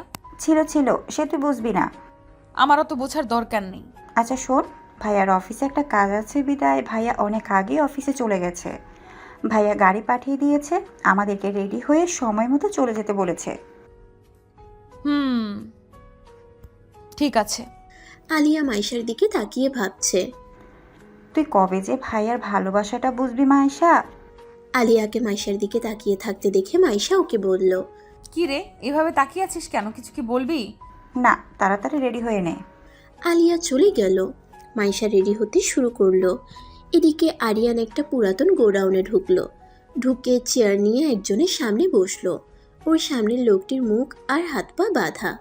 আরিয়ান ঠাস ঠাস করে কয়েকটা থাপ্পড় বসিয়ে দিল তার দুই গালে। আরিয়ানের চোখ দিয়ে যেন আগুন ঝরছে। আরিয়ানের ইচ্ছে করছিল ওর হাতের পিস্তলটা দিয়ে এখানেই ওকে শুট করে মেরে ফেলতে, কিন্তু আরিয়ান তা পারছে না। আরিয়ান ওর মুখের বাঁধনটা একজনকে খুলে দিতে বলল। আরিয়ান ওর হাতের পিস্তলটা লোকটার সামনে নাড়াচাড়া করতে করতে বলল, কি রে, কি ভেবেছিলি আমি কোনোদিন তোকে খুঁজেই পাবো না? হ্যাঁ, তুই ডাইরেক্ট আমার কলিজায় হাত দিয়েছিস। এবার বল কার কথায় তুই এই কাজটা করেছিলি? লোকটা চুপ করে আছে, কোনো কথা বলছে না। আরিয়ান পিস্তলটা ওর কপালের মাঝ বরাবর ধরে ওকে বলল, জাস্ট একবার ট্রিগারে চাপ দেবো, একটা গুলি যথেষ্ট, তারপর তুই ফিনিশ, আর তোর পরিবারও শেষ। এবার ঠিক করে ভেবে দেখ কী করবি, সত্যিটা বলবি নাকি শেষ হয়ে যাবি? লোকটা আকুতি মিনতি করে বলতে লাগলো, প্লিজ স্যার, প্লিজ আমাকে মারবেন না, আমার পরিবারের কোনো ক্ষতি করবেন না। আমার কিছু হয়ে গেলে আমার পরিবার শেষ হয়ে যাবে। ওকে, তোকে আমি মারবো না, ছেড়ে দেবো। তার আগে তুই সত্যিটা বল, কে তোকে হায়ার করেছিল? Tell me the truth right now. লোকটা ছোট করে একটা ঢোক গিলে বলল, স্যার, আমি ওনার চেহারা দেখিনি, ওনার সাথে শুধু আমার ফোনে কথা হয়েছিল। আমাকে এক লোকের মাধ্যমে উনি মাইশা ম্যাডামের ছবি দিয়ে আমাকে বলেছিলেন ওনাকে যে কোনোভাবে খুন করতে হবে, আর না হয় গুম করতে হবে। আমি সেই লোকের চেহারাও দেখিনি, কারণ উনি তখন একটা কালো মুখোশ পরেছিল। বুঝতে পেরেছি তোর বাঁচার কোনো ইচ্ছে নেই। ঠিক আছে, তাহলে তোর ইচ্ছেটা আমি পূরণ করে দেই। না স্যার, বিশ্বাস করুন স্যার, আমি সত্যি বলছি। বিশ্বাস না হলে আপনি আমার ফোনটা চেক করে দেখতে পারেন। ওই নাম্বার থেকে আমাকে কতবার কল দেওয়া হয়েছিল। আরিয়ান ফোনটা চেক করে দেখলো সত্যি একটা নাম্বার থেকে ওকে অনেকবার কল দেওয়া হয়েছিল। আরিয়ান সেই নাম্বারটাতে কয়েকবার কল দিল, কিন্তু বারবার ওই নাম্বারটা সুইচ অফ বলছে। তার মানে সে জেনে গেছে ওর হায়ার করা লোকটা আরিয়ানের কাছে ধরা পড়ে গেছে। কিন্তু কতদিন সে পালিয়ে বেড়াবে আরিয়ানের কাছ থেকে? আরিয়ান যেভাবেই হোক তাকে ঠিক ধরে ফেলবে, তারপর অনেক হিসাব তার সাথে বুঝে নেবে। আধ ঘন্টা পর মাইশা রেডি হয়ে আয়নার সামনে দাঁড়ালো। পুরো গাউন জুড়ে হোয়াইট স্টোন আর জড়ি সুতার কাজ, ম্যাচিং করা কানের দুল, ব্রেসলেট, চুলগুলো কিছুটা উঁচু করে বাঁধা, চোখে হালকা কাজল, হালকা লিপস্টিক আর হালকা মেকআপ, সব মিলিয়ে একদম কিউটের ডিব্বা। কিছুক্ষণ পর ওরা দুজন বাড়ি থেকে বেরিয়ে গেল। ওদের গাড়িটা অফিসের সামনে এসে থামলো। অফিসের ভিতরে ঢুকতেই মাইশার এক কলিগ সীমা মাইশার কাছে এসে বলল, ওয়াও দোস্ত, তোকে তো খুব সুন্দর লাগছে। সীমা হলো মাইশার খুব ক্লোজ এক ফ্রেন্ড। কিছুদিন আগেই মাইশার রেফারেন্সে সীমার এই অফিসে চাকরি হয়েছে। মাইশা সীমাকে জড়িয়ে ধরলো। মাইশা আর সীমা কথা বলছিল, আর আলিয়া অফিসটাকে ঘুরে ঘুরে দেখছিল। হঠাৎ কেউ একজন আলিয়ার হাতে জোরে একটা টান দিয়ে আলিয়াকে এক পাশে নিয়ে গেল। আলিয়া চিৎকার করতে যাবে, তখনই ওর মুখ চেপে ধরলো। আরে আলিয়া, কি করছো কি? সামনের লোকটিকে দেখে আলিয়া রীতিমতো অবাক হয়ে গেল। এই যে তার ভাইয়ের বন্ধু রাফাত। গতকালকে এর সাথেই ছাদে দাঁড়িয়ে কথা বলছিল আলিয়া। আলিয়া নিজের মুখ থেকে রাফাতের হাত সরিয়ে বলল, এ কি রাফাত, তুমি এখানে কি করছো? ভাইয়া দেখলে কিন্তু সন্দেহ করবে। রাফাত হেসে দিয়ে বলল, আমি এখানে না আসলে তোমাদের ডিলটাকে সাইন করবে শুনি। মানে আরিয়ানের ডিলটা আমাদের কোম্পানির সাথে হচ্ছে। সত্যি? হুম। হঠাৎ রাফাত আলিয়ার হাত ধরে এক টান দিয়ে নিজের বুকের সাথে মিশিয়ে নিল। আলিয়ার ঠোঁটের সাথে নিজের ঠোঁট হালকা ছুঁয়ে দিল। আলিয়া লজ্জা পেয়ে কিছুটা সরে গেল। কি করছো কি এসব রাফাত? আমার জানটাকে একটু আদর করলাম। হয়েছে এখন চলো যাওয়া যাক। মাইশা আমাকে না দেখলে পরে খোঁজাখুঁজি শুরু করবে। আরিয়ানের চোখ জোড়া মাইশাকে দেখার জন্য অধীর আগ্রহে অপেক্ষা করছিল। সেই মুহূর্তে মাইশা ভিতরে ঢুকলো। মাইশার দিকে অপলক দৃষ্টিতে তাকিয়ে আছে আরিয়ান। মাইশা ভিতরে ঢুকে দেখলো অনেকে কাপল ডান্স করছে। রাফাত তার এক হাত আলিয়ার দিকে বাড়িয়ে দিয়ে বলল, can I get the chance dance with my dream girl? Alia একটা মুচকি হেসে রাফাতের হাত ধরে সম্মতি জানালো। একটা স্টাফ এসে সবার হাতে পার্টি মাস্ক দিল, কারণ এইটাই পার্টির স্পেশাল রুলস। সবাইকে আজ পার্টি মাস্ক পরেই ডান্স করতে হবে। লাইটস অফ হয়ে গেল, আর তখনই একজন ছেলে বলে উঠল, Hey guys, choose your partners and start your dance. সবাই যে যার মতো পার্টনার সিলেক্ট করে ডান্স করা শুরু করলো। মাইশা এক পাশে যে একটা চেয়ারে বসে আছে। মাইশার পাশে আরো কয়েকজন মেয়ে বসেছিল। কিছুক্ষণ পর ওদেরকে এসে কয়েকজন ছেলে ডান্স করতে প্রপোজাল দিতেই ওরাও ডান্স করতে চলে গেল। মাইশা এখন একাই বসে আছে। হঠাৎ মাস্ক পরা একজন লোক এসে মাইশার দিকে হাত বাড়িয়ে দিল। মাইশা উঠে দাঁড়ালো। হঠাৎ কেউ পিছন থেকে মাইশার হাত এক টান দিয়ে মাইশাকে নিজের বুকের সাথে মিশিয়ে নিল, আর আঙ্গুল তুলে সামনে থাকা লোকটিকে বলল, she is my partner, so get out from hair. লোকটার গলার কণ্ঠ শুনে মাইশা বুঝতে পারলো এটা আরিয়ান। মাইশা আরিয়ানের দিকে তাকালো। আরিয়ানকে খুব সুন্দর লাগছিল দেখতে। গ্রে কালারের স্যুট, প্যান্ট, ভিতরে কালো কালারের শার্ট, স্পাইক করা চুল, সব মিলিয়ে দারুণ লাগছিল আরিয়ানকে। আরিয়ান মাইশার কোমর শক্ত করে জড়িয়ে ধরে বলল, কি রে, খুব শখ না অন্য কারোর সাথে ডান্স করার? আজ দেখবো তুই কত ডান্স করতে পারিস। ছাড়ো, কেউ দেখে ফেলবে। Just shut up. আরিয়ানের ধমক খেয়ে মাইশা আর কিচ্ছু বলল না। ওরা ডান্স করতে লাগলো। প্রায় 1 ঘন্টা ডান্স করার পরে মাইশা অনেকটা হাঁপিয়ে গেল। প্লিজ ছাড়ো আমাকে, আর ভালো লাগছে না। আরিয়ান মাইশাকে আরো কাছে টেনে জোরে চেপে ধরে বলল, এইটুকুতে হাঁপিয়ে গেলে চলবে মাছরাঙা পাখি? তোর তো খুব শখ অন্য কারোর সাথে ডান্স করার, কর দেখি কত পারিস। দেখো, এটা তোমার ভুল ধারণা। আমি কারোর সাথে ডান্স করার মতো এটা তোমার ভুল ধারণা। আমি কারোর সাথে ডান্স করার জন্য মত দেইনি। লোকটা আমাকে অফার করেছিল, আমি না বলতেই যাচ্ছিলাম, তার আগেই তুমি এসে পড়েছিলে। কি শুনে কার কথা? আরিয়ান মাইশাকে জোর করে ধরে আবার নাচতে শুরু করলো। বেশ কিছুক্ষণ পর মাইশা আরিয়ানকে করুণ গলায় বলল। আমি আর পারছি না, প্লিজ। আরিয়ান মাইশার কানের কাছে মুখ নিয়ে বলল। তারপর থেকে কোনো ছেলের ধারে কাছে যাবার চেষ্টাও করবি না, কথাটা মাথায় রাখবি। আরিয়ান মাইশাকে ধরে নিয়ে একটা চেয়ারে বসালো। একটা ওয়েটারকে বলল এক গ্লাস কোল্ড ড্রিঙ্কস দিয়ে দিতে। হঠাৎ আরিয়ানের ফোনটা বেজে উঠল। আরিয়ান ফোনে কথা বলার জন্য কিছুটা দূরে চলে গেল।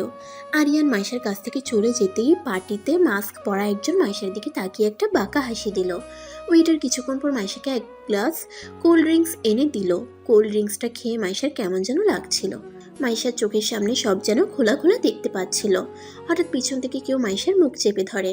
মাইশা অনেক চেষ্টা করেও নিজের মুখ থেকে তার হাত সরাতে পারছিল না। টেবিলে রাখা গ্লাসের সাথে মাইশার হাত লেগে গ্লাসটা নিচে পড়ে ভেঙে যায়। কিন্তু ভিতরে মিউজিক চলছিল, এই জন্য গ্লাস ভাঙার শব্দ কারো কান পর্যন্ত পৌঁছায়নি। এমনকি ভিতরে অন্ধকার ছিল বিধায় কেউ বিষয়টাও খেয়াল করেনি। লোকটা মাইশার মুখ চেপে ধরে মাইশাকে জোর করে ওখান থেকে অন্যদিকে নিয়ে গেল। তখনই ওখানে আরিয়ান চলে আসে। আরিয়ান মাইশাকে ওখানে না দেখে এদিক সেদিক খোঁজাখুঁজি শুরু করে। আরিয়ান কয়েকবার মাইশার নাম ধরে ডাকলো, কিন্তু ভিতরে মিউজিক চলার কারণে আরিয়ানের ডাক আরিয়ানের কানেই ফিরে আসছিল। আরিয়ান মিউজিক অফ করে দিয়ে রুমের লাইটস অন করতে বলে। হঠাৎ রুমের লাইট অন করাতে লোকটা মাইশাকে নিয়ে পালাতে পারেনি। আরিয়ান দেখলো মুখোশ পরা একটা লোক মাইশার মুখ চেপে ধরে আছে আর মাইশাকে নিয়ে যাওয়ার জন্য টানা হেঁচড়া করছে। অবস্থা বেগতিক দেখে লোকটা মাইশাকে একটা ধাক্কা মেরে সেখান থেকে দৌড়ে চলে যায়। আরিয়ান অফিসের কয়েকটা স্টাফকে বলল লোকটার পিছু নিতে। রাফাত সহ ভিতরের কয়েকজন লোকটার পিছু নাই। আরিয়ান মাইশার কাছে গিয়ে দেখলো মাইশা সেন্সলেস হয়ে গেছে আর মাইশার কপাল ফেটে রক্ত পড়ছে। কোল্ড ড্রিঙ্কসটা খেয়ে মাইশার কিছুটা নেশা ধরে গিয়েছিল, তাই তাল সামলাতে না পেরে ও সেই লোকটার ধাক্কায় ওয়ালের সাথে গিয়ে বাড়ি খেয়েছিল। আরিয়ান দ্রুত মাইশাকে কোলে নিয়ে গাড়িতে তুলে হসপিটালের দিকে চলে যায়। রাফা তার অফিসের কয়েকটা স্টাফ অনেক চেষ্টা করেও লোকটাকে ধরতে পারেনি। লোকটা দৌড়ে দ্রুত একটা গাড়িতে বসে চলে গিয়েছিল। আলিয়া বাহিরে রাফাতের জন্য অপেক্ষা করছিল। রাফাতকে দেখা মাত্রই আলিয়া জিজ্ঞেস করলো, লোকটাকে ধরতে পেরেছো? না, অনেক চেষ্টা করলাম কিন্তু পালিয়ে গেল। কিন্তু আমি এটা বুঝতে পারছি না, এরকম একটা পার্টিতে এরকম লোক ঢুকে কি করে। আচ্ছা, এটা নিয়ে পড়লে ভাইয়ার সাথে কথা বল। ভাইয়া মাইশাকে নিয়ে হসপিটালে গেছে, দ্রুত হসপিটালে চলো। হসপিটালে যাবার সঙ্গে সঙ্গে মাইশাকে ইমার্জেন্সি রুমে নেওয়া হলো। আরিয়ানের মাথায় কিছুই ঢুকছে না, কে বা কারা এবং কেন মাইশার ক্ষতি করতে চায়। শত্রুতা থাকলে আরিয়ানের সঙ্গে থাকার কথা, কারণ বিজনেস আরিয়ান করে, মাইশা নয়। শত্রুতা হবার কথা একমাত্র আরিয়ানের সাথে। মাইশাকে কেন তারা মাঝখান থেকে মারতে চাইছে সেটাই বুঝতে পারছে না আরিয়ান। কিছুক্ষণ পর ডক্টর এসে আরিয়ানকে বলল, she is out of danger. Aryan একটা স্বস্তি নিঃশ্বাস ফেলল। আচ্ছা, আমি কি ওর সঙ্গে দেখা করতে পারি? ওনার এখনো জ্ঞান ফেরেনি। আসলে মনে হচ্ছে ওনাকে কেউ নেশাজাতীয় দ্রব্য খাইয়েছিল এবং নেশাজাতীয় কোনো কিছু ওনার নাকে মুখে চেপে ধরেছিল, তাই তার ঘোর কাটতে সময় লাগবে। ঘন্টাখানেক পর ওনাকে বাসায় নিয়ে যেতে পারবেন। ডক্টরের কথা শুনে আরিয়ান যেন কিছুতেই হিসাব মেলাতে পারছে না। মাইশাকে কে নেশাজাতীয় কিছু খাওয়ালো আর কেনই বা মাইশার নাকে মুখে নেশাজাতীয় কিছু চেপে ধরেছিল। কিছুক্ষণ পর রাফাত আর আলিয়া আসলো আরিয়ানের কাছে। রাফাতকে দেখেই আরিয়ান জিজ্ঞেস করলো, কিরে, লোকটাকে কি ধরতে পেরেছিলি? না রে, অনেক চেষ্টা করলাম কিন্তু ধরতে পারিনি। ও শিট, ড্যাম ইট। রাফাত আরিয়ানের কাঁধে হাত রেখে বলল। শোন, মাথা গরম করিস না। তারপর আরিয়ানের হাতে একটা কাগজ দিয়ে বলল, এটা ধর, এটা ওই গাড়ির নাম্বার, আমি লিখে এনেছি। আরিয়ান একজনকে ফোন দিয়ে গাড়ির নাম্বারটা দিয়ে বলল খোঁজ নিতে। আলিয়া কিছুটা বিচলিত হয়ে আরিয়ানকে জিজ্ঞেস করলো, আচ্ছা ভাইয়া, এখন বল মাইশার কি অবস্থা? ও এখন আউট অফ ডেঞ্জার, ঘন্টাখানেক পর ডক্টর বাসায় নিয়ে যেতে বলেছে। ঘন্টা খানেক পর ওরা মাইশাকে বাসায় নিয়ে গেল, কিন্তু ওর নেশার ঘোর এখনো কাটেনি। কেমন যেন একটা ঢুলু ঢুলু অবস্থা ওর। বাড়িতে ঢোকার সঙ্গে সঙ্গেই মাইশার মামি মাইশাকে জড়িয়ে ধরে কেঁদে দিল। ও মা! হঠাৎ করেই মাইশা ওর মামির হাত ধরে নাচা শুরু করলো। ওর মামি চোখ বড় বড় করে মাইশার দিকে তাকিয়ে আছে। মাইশার মামি ওর সাথে নাচছে না দেখে মাইশা ফ্লোরে বসে পড়ে হাত পা ছিটিয়ে দিয়ে কাঁদতে কাঁদতে লাগলো। ঘরের সবার তো চোখ কপালে উঠে গেল মাইশার এই কাণ্ড দেখে। আলিয়া মাইশার কাছে গিয়ে মাইশাকে ওঠানোর চেষ্টা করলো।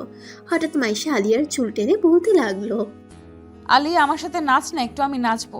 দেখ আমি কত সুন্দর নাচ পারি। এই বলে মাইশা সবার সামনে উড়াধুরা নাচতে শুরু করলো। মাইশার এই কাণ্ড দেখে ওর মামা দ্রুত ওখান থেকে চলে গেল। ওর মামি আর আলিয়া মাইশাকে শান্ত করার অনেক চেষ্টা করলো, কিন্তু পারল না। শেষে আরিয়ান আর সহ্য করতে না পেরে মাইশাকে জোরে একটা ধমক দিল। মাইশা বাচ্চা মানুষের মতো ভ্যা ভ্যা করে কেঁদে দিল। আরিয়ান মাইশার হাত চেপে ধরে বলল। চল ঘরে চল। মাইশা আরিয়ানের গলা জড়িয়ে ধরে দাঁত বের করে হেসে দিয়ে বলল, না না, আমি যাব না, আমাকে কোলে করে দিয়ে আসো। আলিয়া আর ওর মা ড্যাব ড্যাব করে তাকিয়ে আছে মাইশার দিকে। আরিয়ান এই মুহূর্তে কি করবে বুঝতে পারছে না, শুধু মনে মনে আওড়ালো। এই বেসামাল মেয়েকে আমি এখন কি দিয়ে সামাল দেব? ও তো আমার প্রেস্টিজ একদম প্লাস্টিক করে দিচ্ছে। ইচ্ছা করছে ঠাটিয়ে দুটো চর মেরে ওর নেশা ছাড়িয়ে দিতে। মাইশা আরিয়ানের গলা ধরে ঝুলতে ঝুলতে বলল, কই, কোলে নাও না। আরিয়ান হাসবে না কাঁদবে বুঝতে পারছে না। অবস্থা বেগতিক দেখে আরিয়ানের মা ওখান থেকে চলে গেল। আলিয়া মাইশার কাছে গিয়ে বলল, মাইশা চল, তোকে আমি রুমে দিয়ে আসছি। মাইশা আলিয়াকে সরিয়ে দিয়ে বলল, না আমি তোর সাথে যাব না, আমি ওর কোলে উঠে যাব। আর কি করবি ভাইয়া, সামলা এবার। আরিয়ান আর কোনো উপায় না পেয়ে মাইশাকে কোলে তুলে নিল। আরিয়ান মাইশাকে রুমে নিয়ে খাটে শুয়ে দিতেই মাইশা আরিয়ানের গলা জড়িয়ে ধরে আরিয়ানের ঠোঁটে ঠোঁট মিশিয়ে দিল।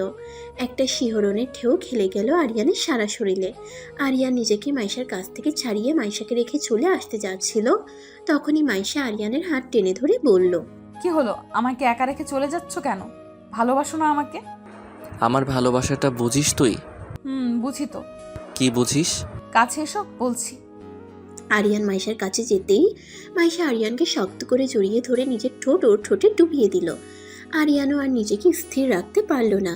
মাইশাকে শক্ত করে জড়িয়ে ধরে পাগলের মতো কিস করতে লাগলো মাইশাকে। হঠাৎ মাইশার নখের আঁচল লাগলো আরিয়ানের ঘাড়ে। সঙ্গে সঙ্গে আরিয়ানের হুঁশ ফিরে। আরিয়ান মাইশার কাছ থেকে সরে গিয়ে ভাবতে লাগে, ছিছিয়া, আমি কি করছিলাম? মাইশা না হয় নেশার ঘরে আছে, আর আমি সেই সুযোগটা নিচ্ছিলাম। ছিছি। আরিয়ান চলে যেতে নেবে তখনই মাইশা বলে উঠল, কি হলো, যাচ্ছ কেন? আমাকে আদর করবে না?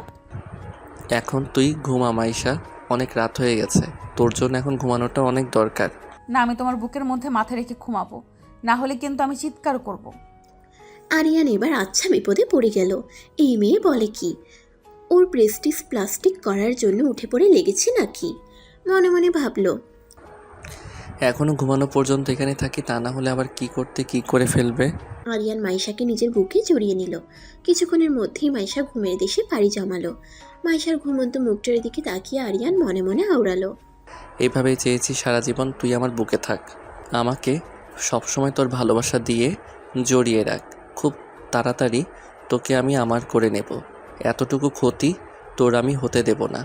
কথাগুলো ভাবতে ভাবতে আরিয়ান মাইশার কপালে একটা ভালোবাসার পরশ এঁকে দিল। আস্তে আস্তে মাইশাকে নিজের কাছ থেকে সরিয়ে সুন্দর করে শুইয়ে দিয়ে মাইশার রুম থেকে চলে গেল। নিজের রুমে গিয়ে আরিয়ান বসে বসে ভাবছে, আজকে রাতের কথা মাইশাকে কিছুতেই জানতে দেয়া যাবে না, তাহলে শুধু শুধু নিজেকে দোষ দিবে আর লজ্জায় পড়ে যাবে মেয়েটা। আরিয়ান আয়নার সামনে দাঁড়ালো, দেখলো ওর ঘাড়ে মাইশার নখের আঁচড় পড়ে গেছে।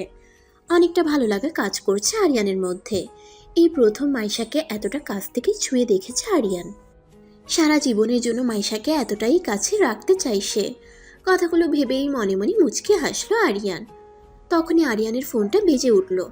আরিয়ান ফোন রিসিভ করতেই যা শুনলো তা শোনার জন্য মোটেও প্রস্তুত ছিল না। আরিয়ান ফোন ধরা মাত্রই তার ইনফর্মার তারেক তাকে বলল, স্যার, ওই গাড়িটা কেউ জঘন্যভাবে পুড়িয়ে ফেলেছে, তবে আমি যতটুকু খোঁজ নিয়ে জানতে পেরেছি ওই গাড়িটা। কথাটা বলেই তারেক থেমে গেল। আরিয়ান কিছুটা রাগান্বিত হয়ে বলল, কি হলো, থেমে গেলে কেন? আমি ভনিতা করা একদম পছন্দ করি না। তারেক আমতা আমতা করে বলল, স্যার, ওই গাড়িটা আপনার বন্ধু রাফাত স্যারের। কথাটা শুনে আরিয়ানের যেন হুশ উড়ে গেল। আরিয়ান যেন নিজের কানকে বিশ্বাস করতে পারছে না। কি শুনলো সে? হোয়াট রাবিশ, কি যা তা বলছো তুমি এসব? তুমি কি ঠিকভাবে খোঁজ নিয়েছো নাকি খোঁজ না নিয়েই আমাকে ইনফরমেশন দিচ্ছ? না স্যার, আমি একদম ঠিক বলছি। আমি যখন গাড়িটা খোঁজ নিয়েছিলাম তখন গাড়িটা একদম ঠিক ছিল। গাড়িটা একটা গ্যারেজে রাখা ছিল। আমি ভেবেছিলাম আগামীকালকে আপনাকে সেই কাছে নিয়ে যাব, কিন্তু হঠাৎ খবর পাই গাড়িতে কেউ পেট্রোল ঢেলে আগুন লাগিয়ে দিয়েছে। ওকে, তুমি ওই গ্যারেজের মালিকের সাথে বা লেবারের সাথে কথা বলে দেখো কোনো তথ্য পাও কি না। স্যার, মালিক এখানে থাকে না, যে এই গ্যারেজটা দেখাশোনা করতো হঠাৎ করে সে মিসিং। কেউ তার খবর দিতে পারছে না সে কোথায় গেছে। আরিয়ানের মাথা যেন গোল গোল করে ঘুরছে। আরিয়ান আর কোনো কথা না বলে ফোন কেটে দিল। আরিয়ানের মাথায় কিছুই ঢুকছে না। এসব কি হচ্ছে তার সাথে? রাফাতের গাড়িতে করে মাইশাকে কিডন্যাপ করতে চাইলো। রাফাত আবার ওর গাড়ির নাম্বারই আরিয়ানকে দিল। সেই গাড়িটা কেউ পুড়িয়ে ফেললো। যার কাছ থেকে ইনফরমেশন পাওয়ার একটু আশা ছিল সেই গ্যারেজের লোকটাও পর্যন্ত মিসিং। কোনো কিছুরই হিসাব যেন মিলাতেই পারছে না আরিয়ান। তবে এই নিয়ে সকালেই রাফাতের সঙ্গে তার কথা বলতে হবে, তাহলে কিছুটা হলেও এর জট খুলবে। তবে মাইশাকে সব সময় আরিয়ানের চোখে চোখে রাখতে হবে। মাইশার কিছু হয়ে গেলে আরিয়ান একদম শেষ হয়ে যাবে। পরদিন সকালে মাইশার ঘুম ভাঙতেই মাইশা কেমন যেন একটা মাথা ঝিমঝিম আর মাথায় ব্যথা অনুভব করলো। মাইশা আস্তে আস্তে উঠে বসলো। মাইশা তার কপালে হাত দিতেই দেখলো ওর কপালে ব্যান্ডেজ করা। মাইশা অনেকটা ঘাবড়ে গেল। মাইশার কিছুই মনে পড়ছে না কেন তার কপালে ব্যান্ডেজ করা আর সে কখন কিভাবে তার রুমে এলো। তার যতটুকু মনে আছে সে তো পার্টিতে ছিল আর কোল্ড ড্রিঙ্কস খেয়েছিল। তারপরে তার একটু মাথা ঝিমঝিম করছিল। তারপর আর কিছু মনে নেই মাইশার। মাইশা অনেকক্ষণ যাবৎ মনে করার চেষ্টা করলো কিন্তু কিছুই মনে করতে পারলো না। তখনই মাইশার রুমে আলিয়া আসলো। কিরে মাইশা, এখন কি অবস্থা তোর? ভালো। আচ্ছা আলিয়া, আমি এখানে কি করে এলাম? আর আমার কপালে ব্যান্ডেজ করা কেন? কি হয়েছিল আমার? মাইশার কথা শুনে অনেকটা অবাক হলো আলিয়া। তবে আলিয়া এটা বুঝতে পারছে মাইশার কিছুই মনে নেই। আলিয়া একে একে সব কিছু বলল মাইশাকে। সব শুনে মাইশা কিছুক্ষণের জন্য থম মেরে রইল। মাইশা বুঝতে পারছে না কেন কেউ তার ক্ষতি করতে চাইছে। কি শত্রুতা তার মাইশার সাথে? কেন সে তার পিছনে পড়ে আছে? আলিয়া মাইশাকে আলতো করে ধাক্কা দিয়ে বলল, কিরে মাইশা, কি ভাবছিস? যা ফ্রেশ হয়ে আয়, মা টেবিলে নাস্তা দিচ্ছে, তুই এলেই একসাথে খাবো। আলিয়ার ডাকে ঘোর ভাঙে মাইশার। মাইশা ফ্রেশ হতে চলে যায়। কিছুক্ষণ পর মাইশা নাস্তার টেবিলে যায়। মাইশার মামি মাইশার দিকে নাস্তা এগিয়ে দিয়ে বলল, কি রে মাইশা, এখন ঠিক আছিস তো? কালকে যে খেলটা দেখালি তুই, তোদের ইয়াং জেনারেশনের এই একটাই দোষ, পার্টিতে গেলে ওইসব খেতে হয় তোদের। কথাগুলো শুনে মাইশা তার মামির দিকে অবাক হয়ে তাকিয়ে রইল। তার মামি কি বলছে কিছুই বুঝতে পারছে না মাইশা। কি এমন করলো মাইশা যে তার মামি তাকে এভাবে কথা শোনাচ্ছে? আলিয়া সঙ্গে সঙ্গে বলে উঠল, মা কি বলে যাচ্ছে, তখন থেকে খেতে দাও তো। তারপর ইশারা দিয়ে ওর মাকে থামতে বলল। মামি, তুমি এইভাবে আমার সাথে কথা বলছো কেন? কি করেছি আমি? বাদ দে তো মাইশা, মা মজা করছিল, মজাও বুঝিস না তুই। মাইশার মামি কোনো কথা না বলে কিছুটা রাগ দেখিয়ে ওখান থেকে চলে গেল। ওরা নাস্তা করতে শুরু করবে তখনই ওখানে আরিয়ান এলো। আরিয়ানকে দেখে আলিয়া বলে উঠল, কিরে ভাইয়া, তোর ঠোঁট ফুলে গেল কিভাবে? আর তোর গলায় ওগুলো কিসের দাগ? কথাটা শুনে আরিয়ান ভীষণ খেলো। আরিয়ান দ্রুত ঢকঢক করে এক গ্লাস পানি খেয়ে আলিয়াকে জোরে একটা ধমক দিয়ে বলল, খাবারের সময় এত কথা বলিস কেন রে? চুপচাপ খেতে পারিস না? যা বাবা, আমি আবার কি করলাম? আমি তো শুধু একটা কথা জিজ্ঞেস করলাম। আর একটা কথাও না বলে চুপচাপ খেয়ে ওঠ। মাইশাও ভালো করে খেয়াল করে দেখলো আরিয়ানের ঠোঁটটা ফুলে আছে আর গলায় কিছু আঁচড়ের দাগ। দেখে মনে হচ্ছে কারো নখের আঁচড়। মাইশার আর বুঝতে বাকি নেই এইগুলো কিভাবে হলো। আর কত মিথ্যা বলবে তুমি? আমার উপর খবরদারি দেখিয়ে অন্য মেয়ের জীবনে জড়িয়েছ। ছেলেরা এমনই হয়, ওদের ভেতরে এক আর বাহিরে আরেক। কথাগুলো ভাবতে ভাবতেই মাইশার চোখে পানি এসে জমা হলো।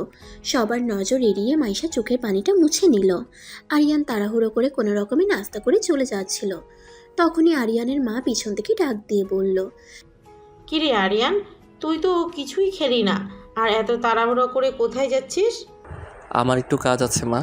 আরিয়ান চলে যেতে নিয়ে ঘুরে দাঁড়িয়ে মাইশাকে বলল, মাইশা, তুই সুস্থ না হওয়া পর্যন্ত তোর অফিসে যেতে হবে না।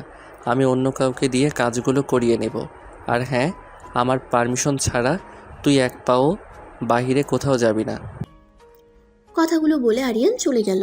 মাইশার প্রচণ্ড রাগ হচ্ছে আরিয়ানের কথা শুনে। মাইশা ভাবছে, তুমি নিজেকে খুব চালাক মনে করো, তাই না? উপরে উপরে এমন ভাব দেখাও যেন আমাকে খুব কেয়ার করো, আর ভেতরে ভেতরে অন্য কারোর প্রতি আসক্ত হয়ে আছো। আমি চাই না তোমার এমন কেয়ার। আমি এখন থেকে আমার মতো করেই চলবো, আর তুমি তোমার মতো। আমার প্রতি কোনো রকম অধিকার ফলাতে দেব না তোমাকে। বুঝেন ঠেলা, যার জন্য করে চুরি সেই বলে চোর। যার জন্য আরিয়ানের ঠোঁট ফুললো, আছর খেলো, সে এখন আরিয়ানকে ভুল বুঝছে। এই হলো ভালোবাসার এক সমস্যা। এ ওকে সন্দেহ করে তো ও ওকে সন্দেহ করে। যাই হোক, ওরা যা মন চাই করুক, আমরা গল্পে ফিরি। আরিয়ান রাফাতের বাসায় গেল, গিয়ে শুনলো রাফাত বাসায় নেই। ওকে পুলিশ স্টেশনে ডেকেছে। আরিয়ান দ্রুত রাফাতের বাসা থেকে বেরিয়ে পুলিশ স্টেশনের দিকে চলে গেল। সেই পোড়া গাড়ির ভিতর পুলিশ একজনের পোড়া লাশ পেয়েছে। পুরো লাশটার এমন অবস্থা হয়েছে যে লাশটাকে কিছুতেই শনাক্ত করা যাচ্ছে না। পুলিশ লাশটাকে মর্গে পাঠিয়ে দিল। সমস্ত ফর্মালিটিস শেষ করে যদি লাশের পরিবারের কোনো সন্ধান পাওয়া যায় তাহলে লাশ তাদের কাছে হ্যান্ডওভার করবে, আর না হয় দাফন সম্পন্ন করে ফেলবে। আরিয়ান পুলিশ স্টেশনে গিয়ে দেখলো রাফাতকে পুলিশরা কোনো একটা বিষয়ে জেরা করছে। রাফাত আরিয়ানকে দেখা মাত্রই বলে উঠল, আরিয়ান, তুই এসেছিস? আমাকে বাঁচা ভাই, আমি দারুণভাবে ফেঁসে গেছি। কেন, কি হয়েছে? দেখ না ভাই, এরা কী সব বলছে। এরা বলছে আমার গাড়িতে নাকি কারো একটা পুরা লাশ পাওয়া গেছে। আমি তো এই ব্যাপারে কিছু জানি না। কি করে গাড়িটা ওখানে পৌঁছালো, কে গাড়িতে আগুন লাগিয়ে দিল, আর কিভাবে পুড়ে মারা গেল। আমি তো গাড়িটা ঠিক করার জন্য গ্যারেজে দিয়েছিলাম। বিশ্বাস কর, আমি কিছুই জানি না এই ব্যাপারে। রাফাতের কথা শুনে তো আরিয়ান রীতিমতো ভরকে গেল। মানে কি বলছিস কি তুই এইসব? পুলিশ অফিসার সাব্বির রাফাতকে ধমকের স্বরে বলল, তাহলে আপনার গাড়িটা কি ওখানে হেঁটে হেঁটে গেছে? আরিয়ান পুরো বিষয়টা জানতে চাইল সাব্বিরের কাছে। সাব্বির বলল, সকালের একজন লোক থানায় ফোন দিয়ে বলল একটা গাড়ি এক জায়গায় পুড়ে পড়ে আছে, হয়তো বা রাত্রেবেলায় কেউ গাড়িতে আগুন লাগিয়ে দিয়েছিল। পুলিশ যখন গাড়িটা চেক করলো তখন তাতে একটা পুরো লাশ পাওয়া গেছে। আর আমরা খোঁজ নিয়ে জানতে পেরেছি সেই গাড়িটা মিস্টার রাফাতের। সুতরাং সেই হিসেবে ওনাকে আমরা জিজ্ঞাসাবাদ করছি। দেখুন অফিসার, কেউ আমাকে চরমভাবে ফাঁসাচ্ছে। আমি এ সম্পর্কে কিছু জানি না। আমার গাড়িটায় সমস্যা দেখা দেওয়াতে আজকে প্রায় 1 সপ্তাহ যাবৎ আমার গাড়িটা গ্যারেজে সার্ভিসিংয়ের জন্য দিয়েছিলাম। তারপরে এর মধ্যে আর খবর নেওয়ার সময় পাইনি। আপনার যদি বিশ্বাস না হয় তাহলে ওই গ্যারেজের লোকজনের সাথে আপনি জিজ্ঞেস করে দেখতে পারেন। আপনি কি মনে করেন পুলিশ এতই বোকা? পুলিশকে এইসব শিখিয়ে দিতে হবে সে কখন কোন কাজ করবে? আশেপাশের সব গ্যারেজে খোঁজ নেওয়া হয়েছে, এমন কোনো গাড়ি মিসিং হয়নি কোনো গ্যারেজ থেকে। আরিয়ান যেন দর্শকের মতো সব খালি শুনছিল আর দেখছিল। আরিয়ান ভালো মতোই জানে সেই গ্যারেজ খুঁজে পেলেও তার কোনো তথ্য পাওয়া যাবে না, কারণ গ্যারেজের লোক মিসিং। আরিয়ান সাব্বিরকে বলল, নিশ্চয়ই কোথাও না কোথাও ভুল হচ্ছে। কেউ রাফাতকে ফাঁসাতে চাইছে। তা না হলে রাফাত কেন এই রকম একটা ভুলভাল কাজ করবে? কোনো না কোনো বড় ধরনের চক্রান্ত হচ্ছে এর পিছনে। আপনারা আপনাদের মতো ইনভেস্টিগেশন করুন, তারপর বাকিটা যা করার আপনারাই করবেন। সাব্বির রাফাতকে উদ্দেশ্য করে বলল, সেটা তো অবশ্যই করব, কিন্তু সেই পর্যন্ত মিস্টার রাফাত আপনি এলাকা ছেড়ে কোথাও যাবেন না। আর যখনই ডাকবো তখনই আপনাকে এখানে আসতে হবে। এবার আপনি আসতে পারেন। ওরা ওখান থেকে চলে গেল। হাজারো চিন্তা আরিয়ানের মাথায় ঘুরপাক খাচ্ছে। তবে আরিয়ান এটা বুঝতে পারছে এই সব কিছুই মাইশাকে ঘিরেই হচ্ছে। কেউ একজন খুব শক্তভাবে কলকাঠি নাড়ছে তাদের পেছনে। কিন্তু কেন, এর উত্তরটাই আরিয়ানকে খুঁজে বের করতে হবে। মাইশা উদাস মনে ছাদে দাঁড়িয়ে আছে। মাসি কেউ নেই। আলিয়া গেছে ওর এক বান্ধবীর বাসায়, ওর মামা আর মামি গেছে ডাক্তারের কাছে, আর আরিয়ান তো এখনো বাসায় ফেরেনি। একা একা ভালো লাগছিল না, তাই মাইশা ছাদের এক কোণায় এসে দাঁড়িয়ে আছে। আরিয়ানের ঠোঁটের ফোলা আর গলায় আঁচড়ের দাগ খুব ভাবাচ্ছে মাইশাকে। মাইশার মনের মধ্যে যেন ঝড় চলছে। এমন এক ঝড় যা মাইশা ইচ্ছা করলেও থামাতে পারছে না। মুহূর্তেই মাইশার চোখ দুটো ঝাপসা হয়ে এলো।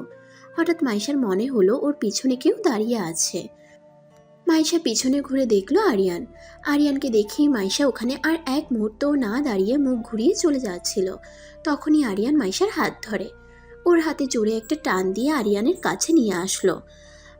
মাইশা আরিয়ানের বুকের উপর এসে পড়লো। আরিয়ান দেখলো মাইশার কপালে কিছু চুল এলোমেলো হয়ে সামনে এসে পড়েছে।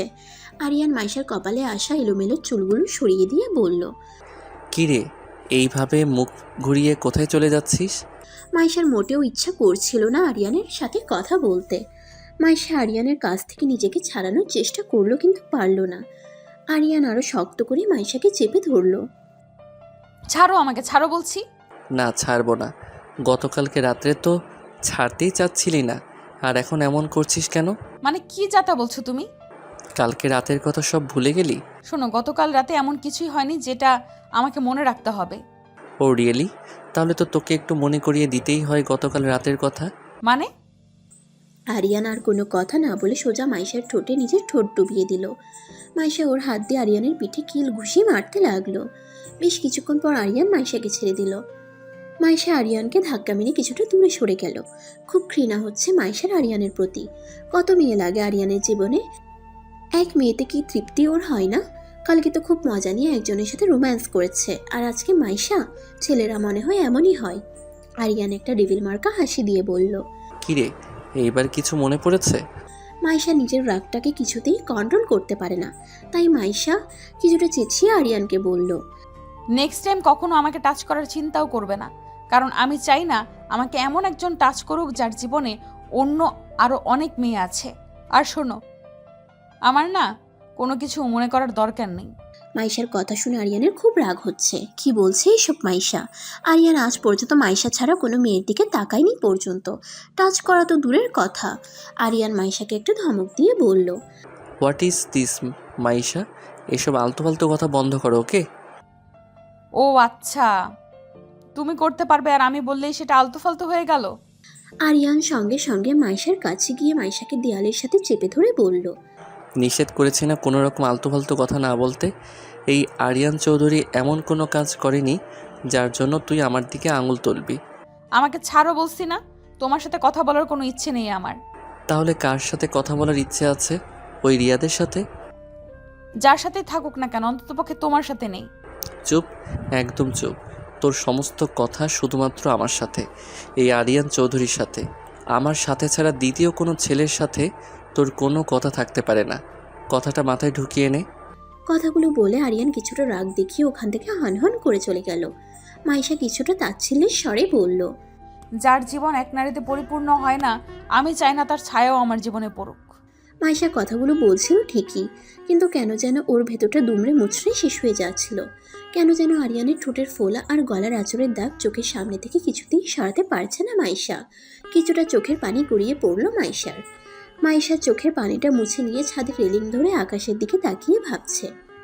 আকাশের রং আর মানুষের মন দুটোই এক, পরিবর্তন হতে সময় লাগে না। তখনই মাইশার অনুভব হলো আবার কেউ ওর পিছনে এসে দাঁড়িয়েছে। মাইশা একরাশ বিরক্তি নিয়ে বলে উঠল, প্লিজ তুমি এখান থেকে চলে যাও, তোমার সাথে কথা বলার কোনো রকম ইচ্ছে আমার নেই। হঠাৎ কেউ পিছন থেকে কিছু একটা দিয়ে মাইশার গলা পেঁচিয়ে ধরল। মাইশা নিজের গলায় হাত দিয়ে সেটাকে ছোটানোর অনেক চেষ্টা করলো, কিন্তু পারল না। মাইশার একদম কাশি উঠে গেল। মাইশার শরীরটা যেন নিস্তেজ হয়ে আসছে। মাইশা বুঝতে পারছে আর একটু সময় এভাবে থাকলে তার প্রাণ পাখিটা উড়ে যাবে, তাই তাকে বাঁচার জন্য লড়াই করতে হবে। মাইশা তার নখ দিয়ে সজোরে লোকটার দুই হাতে খামচি বসিয়ে দিল। মাইশার নখের আঁচড় লাগাতে সঙ্গে সঙ্গে লোকটা মাইশাকে ছেড়ে দিল। মাইশা সুযোগ বুঝে লোকটাকে একটা ধাক্কা দিয়ে ওর হাতের কাছে থাকা একটা ইটের টুকরো লোকটার দিকে ছুঁড়ে মারলো। কোনো রকম দৌড়ে ছাদ থেকে বেরিয়ে ছাদের দরজা আটকাতে যাবে, তখনই লোকটা মাইশার হাত চেপে ধরলো। মাইশার ছাদের দরজা দিয়ে লোকটার হাত চেপে ধরলো। উপায় না পেয়ে লোকটা মাইশার হাত ছেড়ে দিল। মাইশা ছাদের দরজার ছিটকিনি লাগিয়ে দ্রুত নিচে নেমে গেল। নিচে যেতেই ভয়ে মাইশা জোরে একটা চিৎকার দিয়ে উঠল। তখনই কেউ মাইশাকে ধরে ফেলল। মাইশা তার বুকের উপরে হেলে পড়ল। ভয় পেয়ে মাইশা জ্ঞান হারিয়ে ফেলেছে। সে বারবার মাইশার গালে আলতো করে হাত দিয়ে মাইশাকে ডাকছে, কিন্তু মাইশা কোনো রেসপন্স করছে না। আর তখনই আরিয়ান চিৎকার দিয়ে ওর কাছে এসে ওর কলার ধরে বলে উঠল, how dare you bloody idiot! তুই মাইশাকে ধরার সাহস পাস কি করে? সে ছিল রিয়াদ। রিয়াদ মাইশাকে এভাবে ধরে রেখেছে দেখে তো আরিয়ানের মাথায় পুরো আগুন চড়ে গেল। রিয়াদ ওকে কিছু বলতে চাইলো, কিন্তু আরিয়ান কোনো কিছু না শুনেই নিজেকে সংযত করে রাখতে না পেরে ওকে ঠাস করে একটা থাপ্পড় মারলো। মাইশাকে ওর কাছ থেকে নিজের কাছে এনে বলল, রাস্কেল, তোর এত বড় সাহস কি করে হয় মাইশার গায়ে হাত দিস? আর তুই এখানে কি করছিস? তোর কাজ অফিসে, আমার বাড়িতে নয়।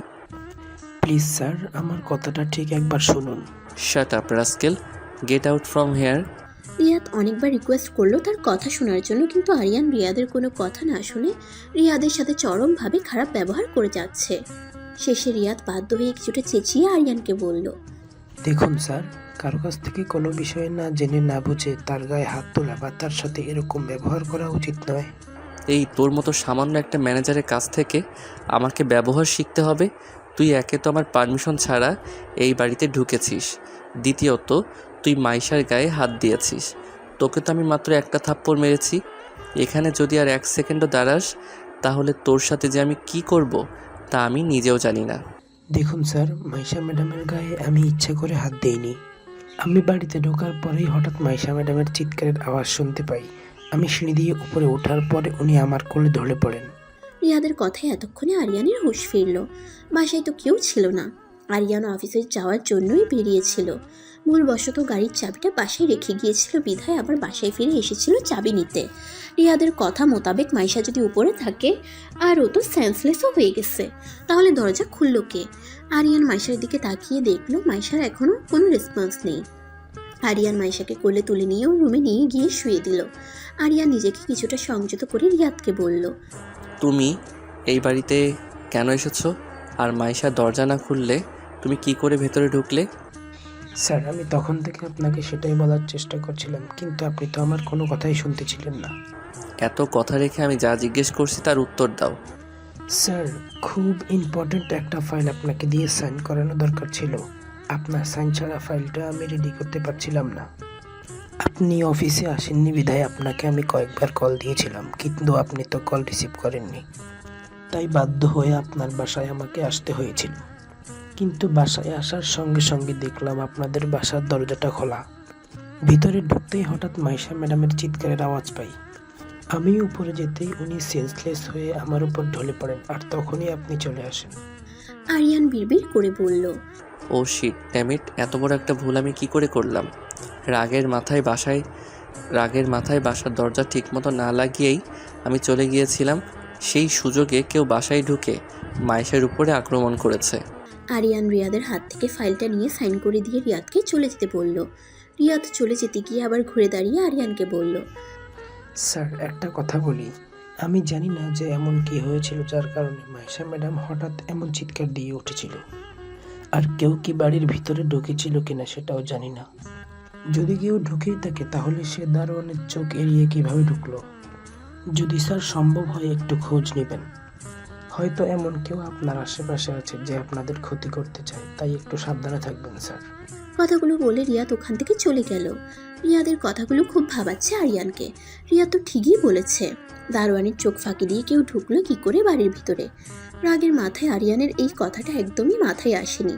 দারোয়ানকে জিজ্ঞেস করলে কিছু হয়তো বা আরিয়ান জানতে পারবে, কিন্তু মাইশাকে একা রেখে সে যেতে পারছে না। তবে আরিয়ান এইটুকু বুঝতে পারছে মাইশা কোনো জায়গায় সেফ নয়। মাইশাকে এতটুকু সময়ের জন্যও একা রাখা যাবে না। বাড়ির লোকদের উপর খুব রাগ হচ্ছে আরিয়ানের। সবাই গেছে তো গেছে, ফেরার আর কোনো নাম নেই।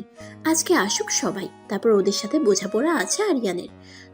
ঠিক কী হয়েছিল মাইশার সাথে, মাইশার জ্ঞান না ফেরা পর্যন্ত কিছুই বুঝতে পারছে না আরিয়ান। পুলিশ অফিসার সাব্বির সেই পোড়া লাশটার ইনভেস্টিগেশন করতে করতে জানতে পারে থানায় 2 দিন আগে একটা গ্যারেজ থেকে একজন লোক মিসিং হয়ে যাওয়ার জিডি করা হয়েছিল তার পরিবার থেকে একজনকে লাশ শনাক্ত করার জন্য মর্গে নিয়ে যাওয়া হয়। কিছুক্ষণ পরেই মাইশার জ্ঞান ফিরে। মাইশা হঠাৎ চিৎকার দিয়ে ওঠে। আরিয়ান মাইশাকে জড়িয়ে ধরে। মাইশা, রিল্যাক্স, আমি আছি, কিছু হবে না তোর। আরিয়ান মাইশাকে শান্ত করার অনেক চেষ্টা করে, কিন্তু মাইশা ভয় পেয়ে এতটা পরিমাণ ঘাবড়ে আছে যে আরিয়ান কিছুতেই মাইশাকে শান্ত করতে পারছিল না। মাইশা শুধু বারবার একটা কথাই বলছে, ও আমাকে মেরে ফেলবে, আমাকে বাঁচাও। তোর কিছু হবে না মাইশা, আমি আছি তো, দেখ। মাইশা আরিয়ানের দিকে তাকালো। আরিয়ান ওর দিকে তাকিয়ে বুঝতে পারলো মাইশা ভয়েতে কুকড়ে আছে। আরিয়ান মাইশাকে অনেক চেষ্টা করে কিছুটা শান্ত করে মাইশাকে জিজ্ঞেস করলো, মাইশা আমাকে বলতো ঠিক কি হয়েছিল। মাইশা আরিয়ানকে সবটা খুলে বলল। আরিয়ান মাইশার গলার দিকে তাকিয়ে দেখলো মাইশার গলায় একদম দাগ পড়ে গেছে। আরিয়ানের বুকের ভেতরটা ছ্যাদ করে উঠল। মানুষ কতটা নৃশংস হলে এভাবে কারো গলা পেঁচিয়ে ধরতে পারে। আরিয়ান বুঝতে পারছিল মাইশার গলায় ওই লোকটা শক্ত দড়ি জাতীয় কিছু দিয়ে খুব জোরে চেপে ধরেছিল। মাইশা এখনো ভয় কেঁদেই যাচ্ছে। আরিয়ান মাইশার চোখের পানি মুছে দিয়ে ওর কপালে একটা ভালোবাসার পরশ এঁকে দিয়ে মাইশার 2 হাত ধরে বলল, কাঁদিস না প্লিজ, আমার মাছরাঙা পাখিটা কাঁদলে যে আমার খুব কষ্ট হয়, বুঝিস না? আরিয়ানের কথা শুনে মাইশা আরিয়ানের দিকে তাকালো। কিছু মুহূর্তের জন্য মাইশার মনে হলো সে কি কোনো কারণে আরিয়ানকে ভুল বুঝছে। আরিয়ানের চোখে মাইশার জন্য সত্যিকারের উদ্বিগ্নতা দেখতে পাচ্ছে মাইশা। তবে কি কোনো একটা ভুল বোঝাবুঝি হচ্ছে ওদের মাঝে? আলিয়া অনেকক্ষণ ধরে দেখে যাচ্ছে রাফাত চিন্তামগ্ন হয়ে কি যেন ভাবছে। আলিয়া মূলত রাফাতের সঙ্গেই দেখা করতে এসেছে বান্ধবীর কথা বলে।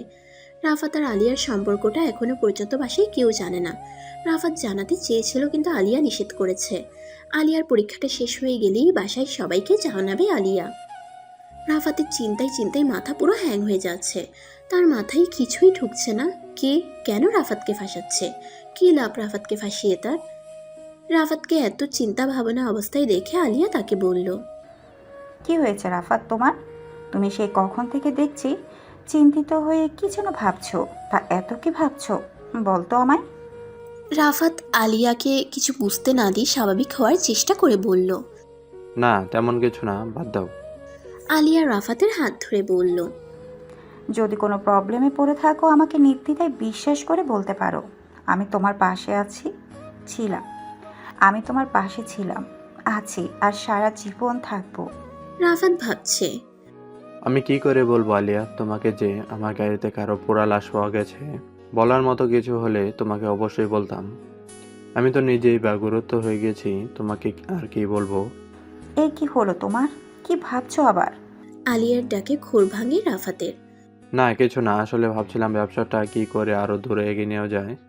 এত ভেবো না তো, পরে দেখা যাবে। আমাকে ভুলে গিয়ে সারাদিন ব্যবসা নিয়ে পড়ে আছো।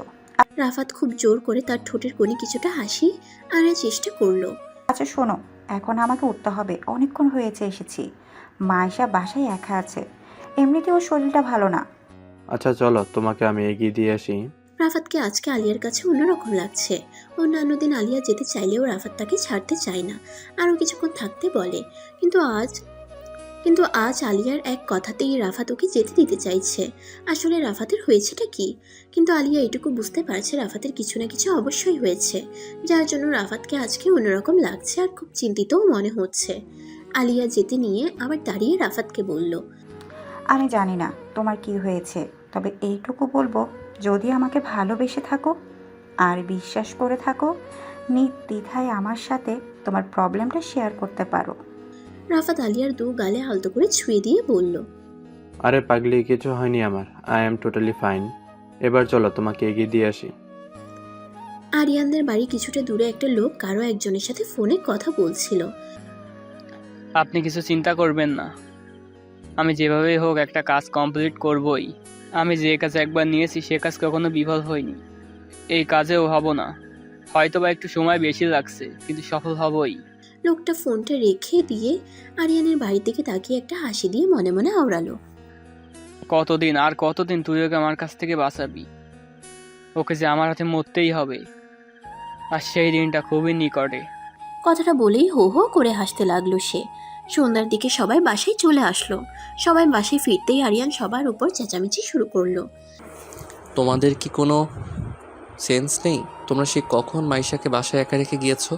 তারপরে কি তোমরা ফেরার কোনো প্রয়োজন মনে করলে না? তোমরা জানো মাইশা অসুস্থ। কি করে তোমরা মাইশাকে বাসায় একা রেখে এতক্ষণ পর্যন্ত বাহিরে থাকো? আরিয়ানের রাগ দেখে কেউ কিছু বলার সাহস পাচ্ছে না। আরিয়ান আলিয়াকে বলল, শোনো আলিয়া, মাইশার যেহেতু শরীর ভালো নেই, তুই এখন থেকে মাইশার সঙ্গে রুমে থাকবি। যতক্ষণ বাসায় থাকবি সর্বক্ষণ মাইশাকে দেখে রাখবি। আলিয়া আরিয়ানের কথায় সাই দিয়ে মাইশার রুমে চলে গেল। আরিয়ান দারোয়ানের সাথে কথা বলতে চলে গেল।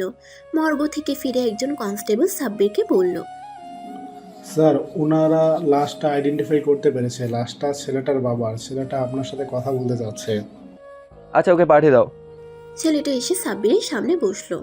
ছেলেটা কান্নারত কণ্ঠে বলল, স্যার আমার নাম মুরাদ। আমার বাবা ওই গ্যারেজে দেখাশোনা করতো। বাবা মিসিং হওয়ার আগের দিন রাত্রে কারোর একজনের ফোন পেয়ে বাসা থেকে বের হয়ে গেছিল।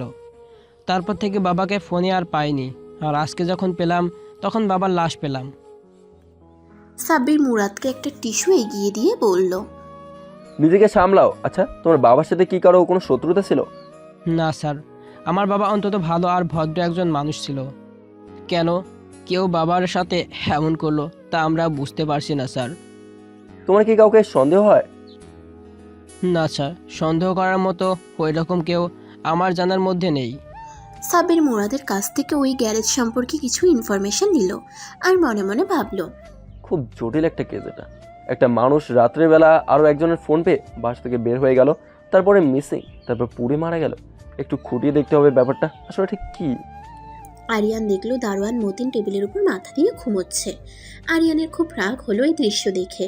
ওকে রাখা হয়েছে এই বাড়ি পাহারা দেওয়ার জন্য, এখন তো দেখছি ওকেই পাহারা দেওয়ার জন্য অন্য কাউকে রাখতে হবে। আরিয়ান তার হাত দিয়ে টেবিলের উপর জোরে একটা থাপ্পড় মারলো। সঙ্গে সঙ্গে লাফ দিয়ে উঠলো দারোয়ান। আরিয়ানকে দেখিয়ে বসা থেকেই দাঁড়িয়ে গেল।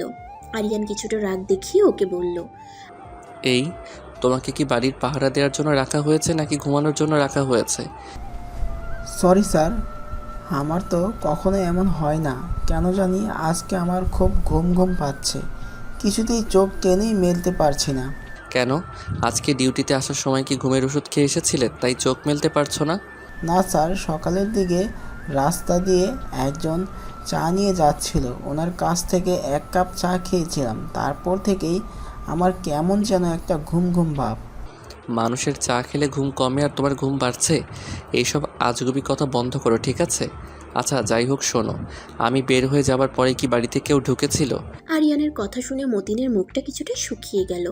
মতিন চুপ করে আছে, কোনো কথা বলছে না। আরিয়ান আরও একবার একই প্রশ্ন জিজ্ঞেস করলো, কিন্তু মতিন কোনো উত্তর দিল না।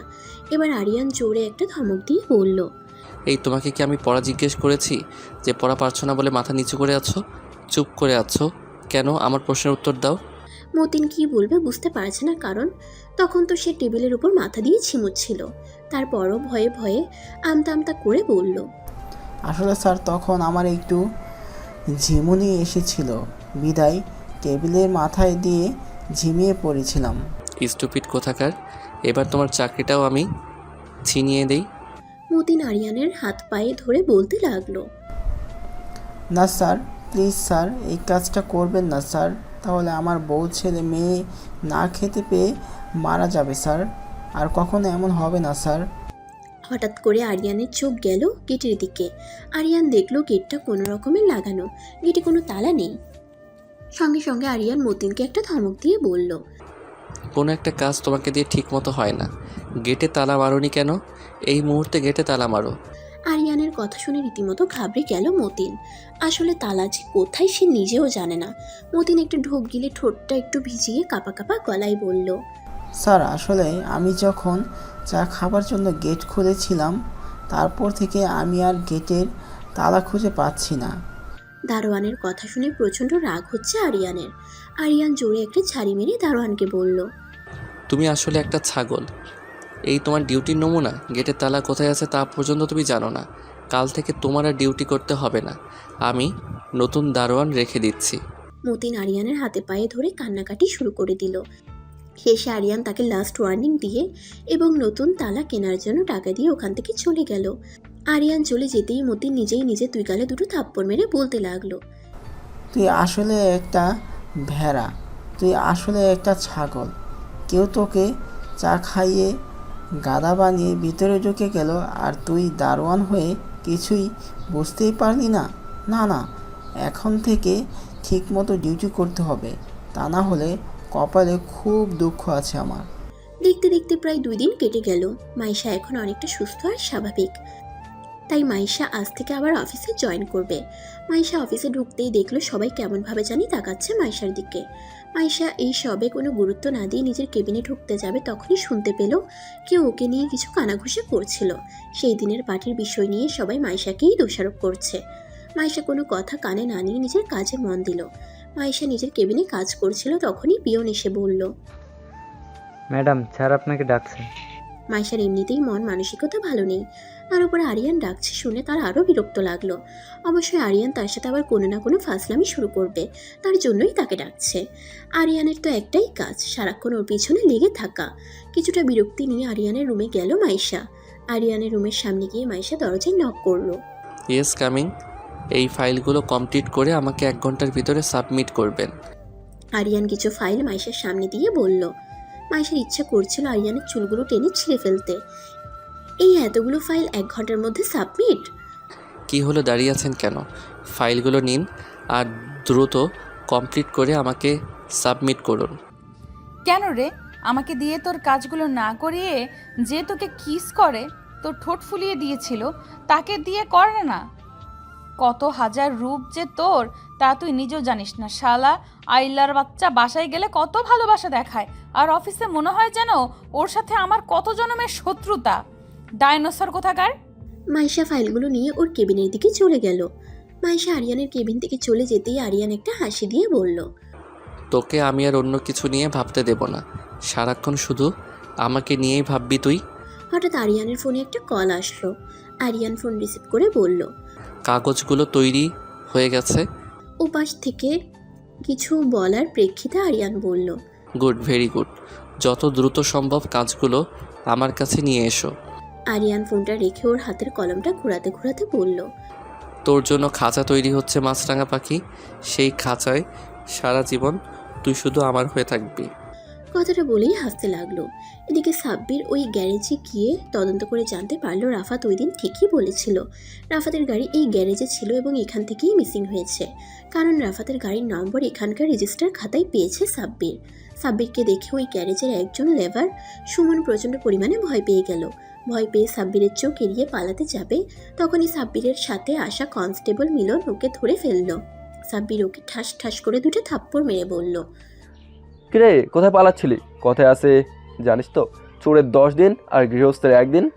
সুমন কেঁদে কেঁদে বলল, বিশ্বাস করুন স্যার, আমি কিছু করিনি, আমি কিছু জানি না। বাহ, তুই তো খুব অ্যাডভান্স। এখনো কোনো প্রশ্নই জিজ্ঞাসা করলাম না আর উত্তর দিয়ে দিলি, তার মানে তুই সব কিছুই জানিস। তারপর সাব্বির ওর হাতটা সুমনকে দেখিয়ে বলল, আমার এই হাতটা না খুব চুলকাচ্ছে জানিস তো, অনেকদিন ধরে কাউকে বেধড়ক মারতে পারে না, তো ভাবছি তোকে দিয়ে শুরু করব।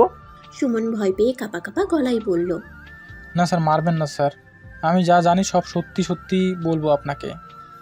এই তো বুঝতে পেরেছিস তাহলে। তবে একটা কথা শুনে রাখ, আমার না মিথ্যে কথায় আবার বদ হজম হয়, আর আমার যদি একবার বদ হজম হয় তাহলে তোর যে কী অবস্থা হবে তা তুই নিজেও জানিস না। না স্যার, আমি সব সত্যি বলবো। আসলে স্যার, কিছুদিন আগে মাস্ক পরা একজন লোক এসে আমার কাছে 2-3 দিনের জন্য একটা গাড়ি ভাড়া চেয়েছিল। তখন আমি আফজাল স্যারকে না জানিয়ে ওনাকে একটা গাড়ি ভাড়া দিয়েছিলাম। এর বেশি আমি আর কিছুই জানি না স্যার।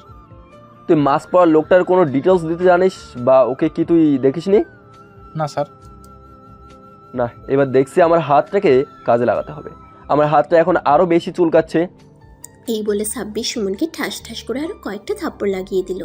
থাপ্পড় খেয়ে সুমন সাব্বিরের হাতে পায়ে ধরে বলতে লাগলো, বিশ্বাস করুন স্যার, আমি যা বলছি এর মধ্যে এক বিন্দুও মিথ্যা নেই। আপনি আমাকে 1000 মারলেও আর একটা কথাও আমি আপনাকে বলতে পারবো না, কারণ এর বেশি আমি কিছুই জানি না। তাহলে আমাদেরকে দেখে পালাচ্ছিলি কেন?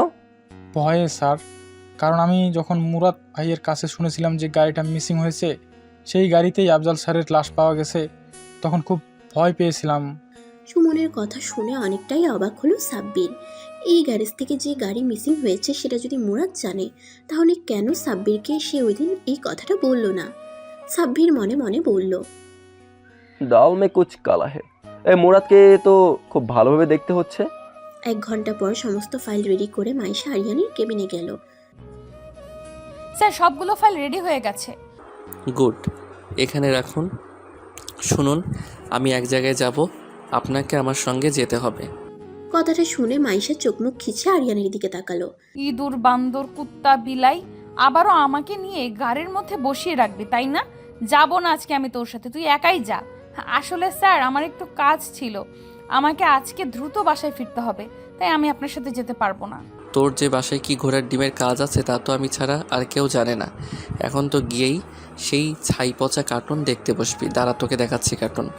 এত বড় সাহস আপনার, আপনি আমার মুখের উপর না করেন। আমি কিন্তু বেশি কথা বলা একদমই পছন্দ করি না। আমি আপনার বস, আপনি আমার পিএ, সুতরাং আমি যেখানে বলবো আপনাকে ঠিকই সেখানেই যেতে হবে। কিন্তু আরিয়ানুকে একটা ধমক দিয়ে বলল, আমি যা বলেছি তাই করুন, ওকে? ডাইনোসরের বাচ্চা, দেখিস তোর কোনোদিনও ভালো হবে না। মাইশা একটা ভেঙচি মেরে ওখান থেকে চলে গেল।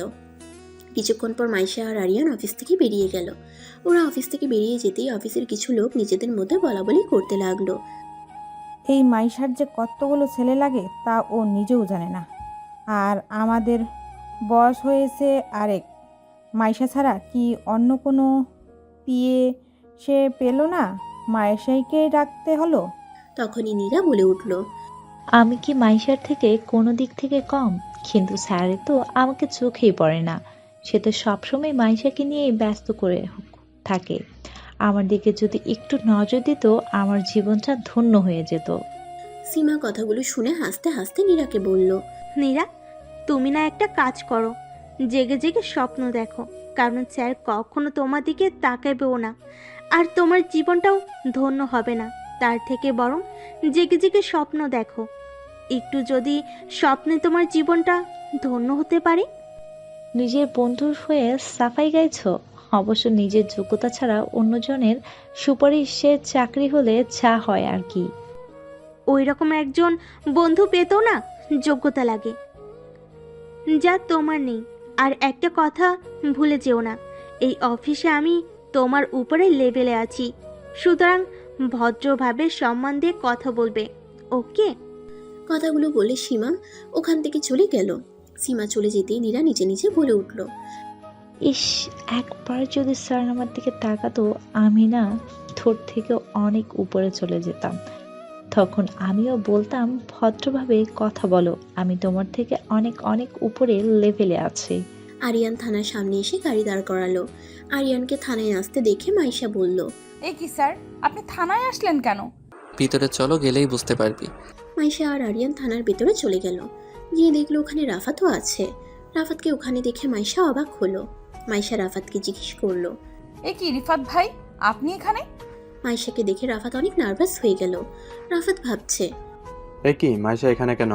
মাইশা যদি কিছু জানতে পারে তাহলে তো কথাটা আলিয়ার কাছে চলে যাবে, আর আলিয়া জানতে পারলে আমাকে অনেক ভুল বুঝবে।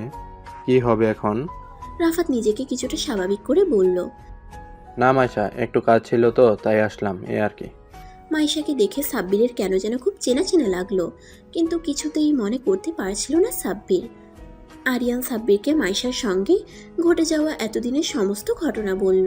সব শুনে সাব্বির বলল, আপনার কাছ থেকে সব শুনে আমি এতটুকু বুঝলাম, এই গাড়িটা মিসিং হওয়া, ওই লোকটা বেশি হওয়া, গাড়িটা পুড়ে যাওয়া, গাড়িতে পোড়া লাশ পাওয়া, আর মাইশের সঙ্গে ঘটে যাওয়ার সমস্ত ঘটনা আমার মনে হচ্ছে কোনো না কোনো দিক থেকে একই সুতোয় গাঁথা। সাব্বিরের মুখে কথাটা শুনে ওরা একে অপরের দিকে তাকাচ্ছে। মাইশা গাড়ি পোড়া আর পোড়া লাশের কথা শুনে কিছুটা ভরকে গেল। সঙ্গে সঙ্গে বলে উঠল, পোড়া গাড়ি, পোড়া লাশ মানে? আর এর সাথে আমার কি সম্পর্ক? সম্পর্ক অবশ্যই আছে, সেটা তো তদন্ত সাপেক্ষে বোঝা যাবে। তবে আমার সিক্স সেন্স আমাকে যতটা বললো আমি আপনাদেরকে তাই বললাম। আচ্ছা, আমাকে আপনি একটা কথা বলুন তো, আপনাকে মনে হয় আমি কোথাও দেখেছি, কিন্তু ঠিক মনে করতে পারছি না। সাব্বিরের মুখে কথাটা শুনে আরিয়ান অবাক হলো। আপনার মনে হয় কোথাও ভুল হচ্ছে স্যার। মাইশাকে আপনি কোথায় দেখবেন? না না, এতটা ভুল হবার কথা না। ওকে, আমি অবশ্যই কোথাও না কোথাও দেখেছি, তা না হলে প্রথম দেখাতে একজন লোককে এত চেনা চেনা মনে হবার কথা নয়। কত মানুষকে তো আমি প্রতিদিন দেখি, কিন্তু কাউকে তো এত চেনা চেনা লাগে না। তবে কেন এই মেয়েটাকে দেখার পর আমার এত চেনা চেনা লাগছে? সাব্বিরের কথা শুনে মাইশাও কেমন যেন একটু ঘাবড়ে গেল। সেটা সবার চোখ এড়ালেও সাব্বিরের চোখ এড়ালো না। সাব্বির কথা ঘুরিয়ে বলল, আচ্ছা শুনুন, আমি আপনাদের অভিযোগটা আমি নোট করে নিয়েছি, বিষয়টা আমি দেখবো। থানা থেকে ওরা সবাই বেরিয়ে গেল, কিন্তু আরিয়ানের মাথায় একটা কথাই ঘুরতেছে, মাইশাকে সাব্বির কি করে চেনে। ওরা চলে যেতেই সাব্বির একজনকে ডেকে বলল পুরাতন কিছু ফাইল ওকে দিয়ে যেতে। কিছুক্ষণ পর একজন এসে সাব্বিরকে পুরাতন কিছু ফাইল দিল। সাব্বির ফাইলগুলো দেখতে দেখতে হঠাৎ একটা জায়গায় ওর চোখ আটকে গেল। সঙ্গে সঙ্গে ও বলে উঠল, ও আচ্ছা, এখন বুঝলাম মাইশাকে কেন আমার এত চেনা চেনা লাগছিল। এবার আমার কাছে মনে হচ্ছে খুব তাড়াতাড়ি এই কেসের জটটা খুলতে চলেছে। সাব্বির তার ফোনটা বের করে একজনকে ফোন দিয়ে বলল, তার কি কোনো খবর পাওয়া গেছে? যত দ্রুত সম্ভব ওকে খুঁজে বের কর, কারণ একজনের জীবন খুব সংকটাপন্ন।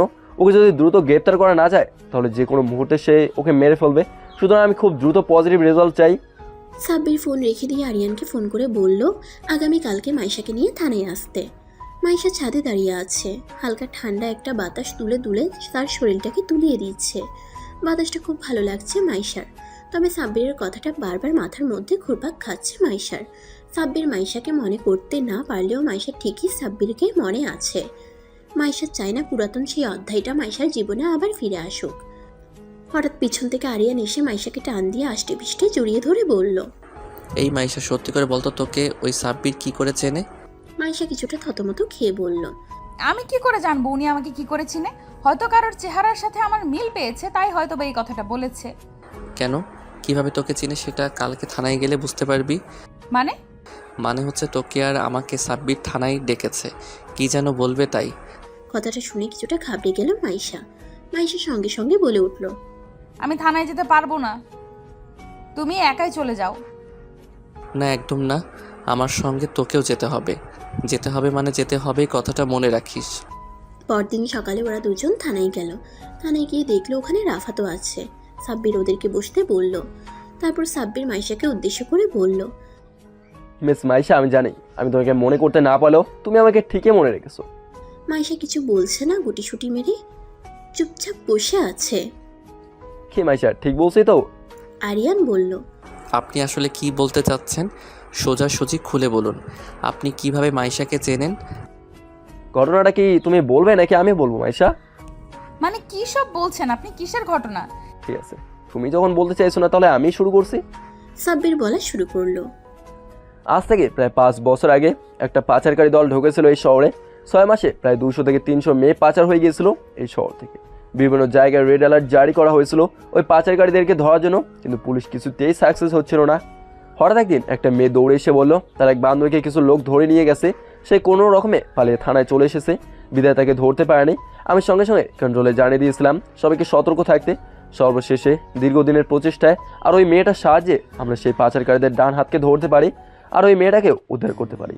সেই পাচারকারীকে অনেক কষ্টে কোর্ট পর্যন্ত তুলেছিলাম, কিন্তু সে অহংকারের সাথে বলেছিল তার বিরুদ্ধে কোনো প্রমাণ জোগাড় করতে পারবো না আর কখনো তার কোনো শাস্তিও হবে না। শেষে এই মেয়েটা বলল সে সাক্ষী দেবে, তার যা যা করা দরকার সবটাই করবে ওদেরকে শাস্তি পাওয়ার জন্য। সর্বশেষ সেই মেয়েটার সাক্ষীতে তার 5 দিনের রিমান্ড মঞ্জুর করা হলো। 5 দিন রিমান্ডে 3 দিন যেতেই সে গড় করে সমস্ত কথা বলে দিল। তাদের আস্তানা, নাম, ঠিকানা সমস্ত কিছু বলে দিয়েছিল।